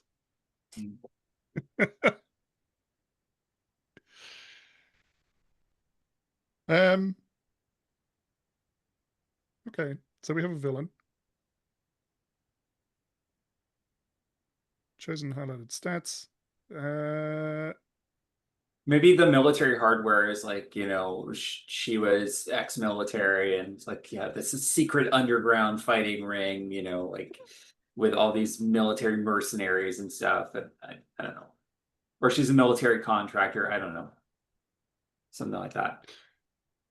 Oh, is that maybe another motivation is that she is trying to put together an elite squad. She's looking for the best fighters. Sure. Either to join her squad or because these are the people she may end up fighting against in the field. Next up, we need to determine relationships between the characters. Starting with Boom Boom Machado, who is playing Anna Atomic Alves. We've all got good names, and this is good. I think it's just Garrison yeah. Steele, Tyler Madison. Yeah, fantastic. Yeah, it's very loosely based on Boom Boom, so she had to change it slightly, but that's why. But her gloves still have like the little, you know, explosion or atomic bomb or something on them. So,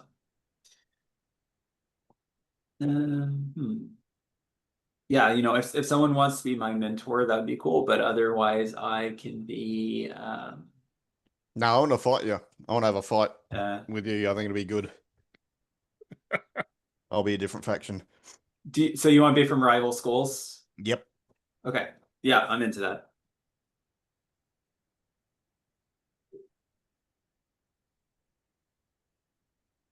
Okay. So we're going right across the character keeper. So Tyler Madison. That makes sense because we didn't left with, last time. Oh, yeah. Left last time. So Tyler Madison, what is your special relationship with Riley Rouser?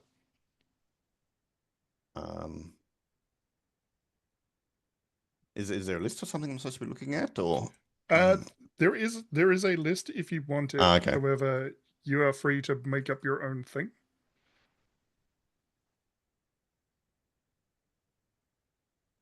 I was thinking you want to be my sister. Yeah. Like maybe he's a bit too patronizing, teaching you as if you don't know everything, and you know, but you're actually better than him, sort of thing.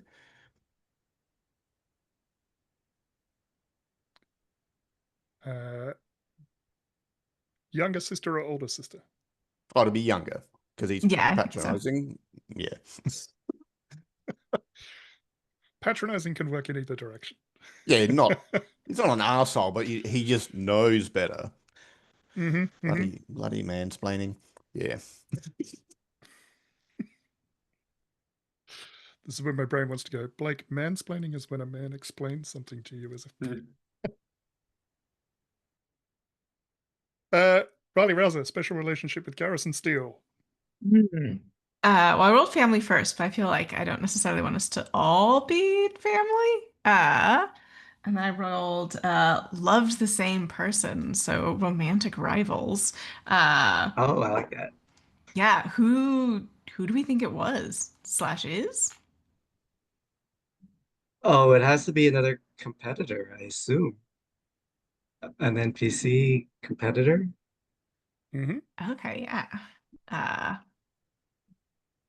TBD NPC. There might be like 5 or 6 factions, and they're in one different to both of you. I was going to ask, are the siblings in the same faction or are they in separate factions? Did you get sick of my shit and you went and joined another club to prove yourself? Uh, what's your fighting style like? Is it more like Judo, traditional, jiu-jitsu. Yeah, it's like throws like and grappling? punches and Yeah. stuff. Yeah. I think she did because I think she's got more of like a cruiserweight capoeira. Like she's very agile, right? So she's doing a Mhm. lot more like kicks and flips, Yep. dancing Yep. away. So yeah, I think she was like, you don't know what you're talking about. I'm That'll gonna go also make train the with these people. yeah. It'd also make the not Tommy move more fun if you're in rival factions, because Yeah, then I will you say wind this. up Yeah, this I feel like Tyler's maybe a little bit on the chopping block here, possibly. But That's I all will right. ask before I trigger it. It's all right. It will be a dramatic moment, and it doesn't have to be the first scene, right? So we can definitely find a moment for that. Especially Yeah. because I think one of Mr. Big's moves from memory is reorganize the tournament's rules. So For military that would hardware, I was definitely. wondering if they had like a button they press and it does some sort of subsonic thing that makes people dizzy or whatever, and they can hit it when Mm, they're in a fight or something. yeah, that would be hmm cool. It could also be like steroids, like Ooh, something yeah, physical. yeah. yeah, some kind of enhancement. Garrison Steele, special relationship with Anna Atomic Alves, our hero. Let's see.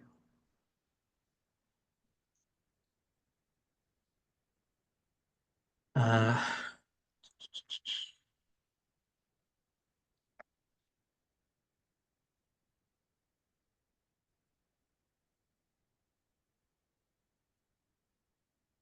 oops, I want it ready.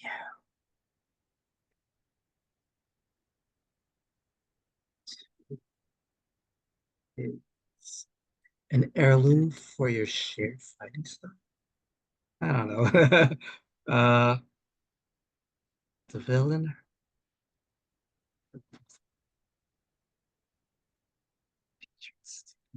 are together. Let the same persons. So far, we have rival schools, we have family, and we have love the same person. hmm Uh, would you want to do the villain hurt both of us in some way? Sure. Yeah. Okay, cool. Maybe they killed someone significant to both of us, or you know, attacked I the mean, you also country we're from or something. well, you also mentioned having a mentor that had fought Hmm. this Thunderbolt Athena once before, and they lost. Maybe they lost in such a way that they were unable to fight after that because they were injured so badly. Uh, does that put the two of you in the same school? Do you think Well, I'd put that on the Oliver same Rod faction? because it's your hmm relationship, so it's whatever's most interesting to you. Yeah, that's cool. So we were saying that the villain injured our mentor. Um, I think that would be fine. Okay. And maybe it's your mentor, but it doesn't necessarily need to be my mentor. Yeah, that's what I'm saying. Like they could have had a different Right. relationship to you in some way. Uh, the, yeah. they may have injured both of your mentors in the past. Could be sort of their thing that they're known for is they permanently remove the competition. Cripple people, hmm yeah.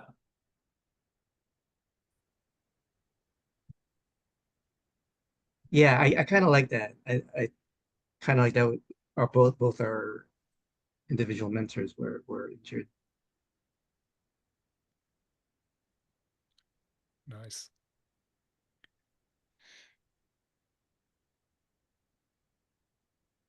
Okay. Last step is going to be naming the movie. I'd like to pitch Vital organs. Vital organs.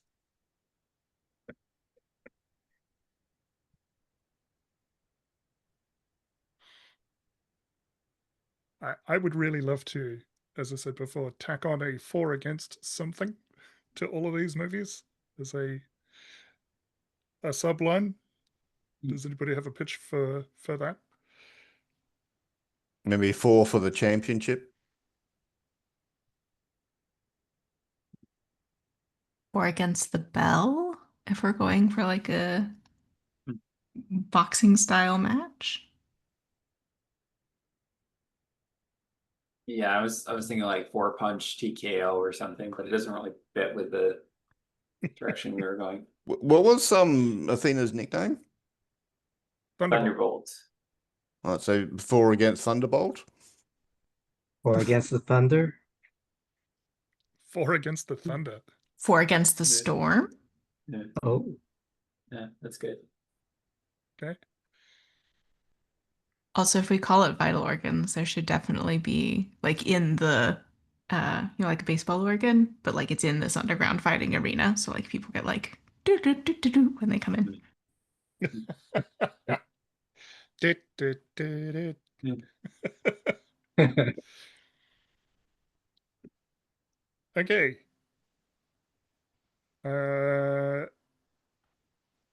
So just for my clarification,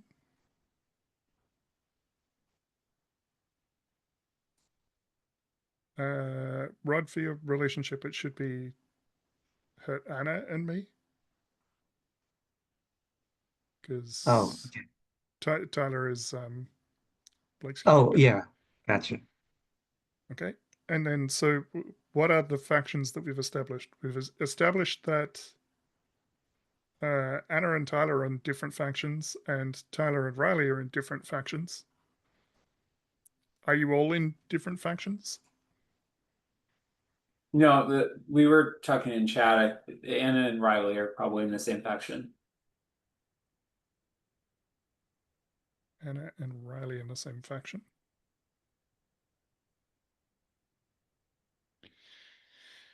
And So Tyler maybe and Garrison, are you maybe there's 3 in the same factions. faction, or are you 3? Yeah. Because in that way, Anna, Riley, and Garrison are all in one. Tyler's in another, and then the third one is the Disciples of Athena sort of thing, or whatever they're called. The thunderclaps, surely. Ooh.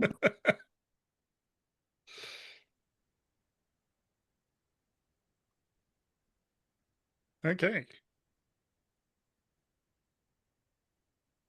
So I think that'll probably do us for today. We've set up our next film, and in the next week, think about your fighting style, your overall look.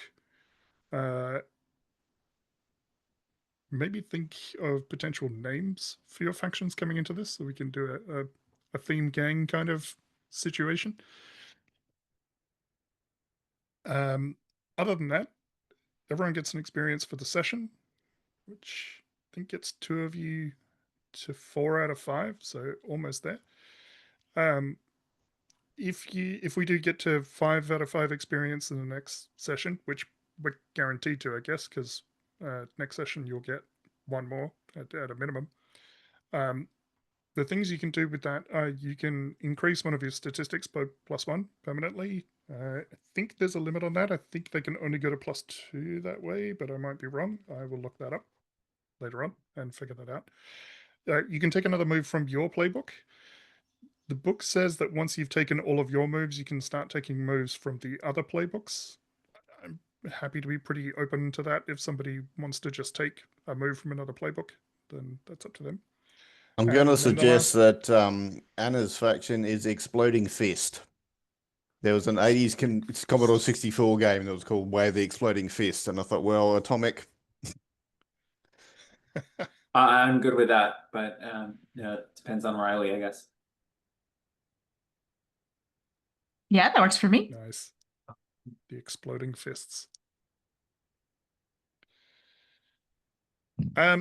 The other thing that you can take as part of your as part of an advancement, if you do hit 5 experience, is the you can make your script move permanent. So you can take one of your script moves and you can make it one of your moves, and then you'll carry it from film to film from that point on. So it becomes like a signature thing that your character does on screen. So consider that as well. With that, I want to jump in, do some stars and wishes, and then we can call it a day. Oh, wait, no, I did have one more thing. So as at the start of each movie, I wanted people to check in the lines and veils and consider what they wanted to add. We don't have to do that during the recording. If you want to do that after the call today or anytime over the next week, have a look through the lines and veils, see if there's anything that you want to add to. As before, I would ask that you don't uncheck a box without discussion with the rest of the group. You can do that via the Discord chat, and we can check in next week. Because we're changing genre, chances are good we're not going to have mammoths, giant snakes, and dragons. Although, maybe. Who knows what military hardware looks like? But if there is something in particular that you want to bring in, feel free to add it into there and check the yes please box, and we'll check in on the lines and veils next week before we start. But beyond that, let's do stars and wishes, and because our lead is the first person in the character keeper, let's start there. Oh yeah, I mean, this was super fun. I'm glad that we had a very climactic moment against the evil wizard. You know, that's what we were all aiming for. Yes, stars, Mike, for like having us cross, you know, the big stone bridge and then having us do paint the scene. I think that's really great mechanic. I love how it fleshes out the world. So that was really cool. I'm glad you were able to get in. Like I was like, there's no way we're gonna get a giant snake in, you know, the remainder of this movie, but you did, and a dragon too. So yeah, you get all of the vibes that we wanted. And going with some of our zanier ideas, you know, I always appreciate, you know, that we're making this movie together. So, you know, I'm glad everyone was able to throw out stuff. Yeah, I'm glad we got to see our hero, you know, bring it home, you know, because I was waiting for that moment. And also, you know, that you were also kind of like, yeah, I'll fall in the pit too. You know, that's the most interesting thing to happen in this scene. You know, it's sometimes people are afraid to fail, but it leads in interesting places. Yeah, like I said, I think Norn was the real, you know, VIP of last movie. You know, so I got glad we got to see, you know, the stuff with the orb and your mentor voiceover and everything. And then some really cool scenes with Dachu and, you know, using your bow against the dragon and, you know, cutting free Norin. You know, so we told a really epic tale and I'm super happy with it. So wishes, yeah, I'm just psyched about going into a new genre and seeing how, you know, we've switched up all of our character relationships and stuff. So I wanna fight some people and have high drama and stuff. So Blake? Yeah, it's good. It was easy to sort of envision each one's character. We all did, yeah, lots of cool stuff. I generally enjoyed it. It was good fun. It was easy first movie, I think. I'm curious where this one's going to take us. It was good. It's all going well. More please.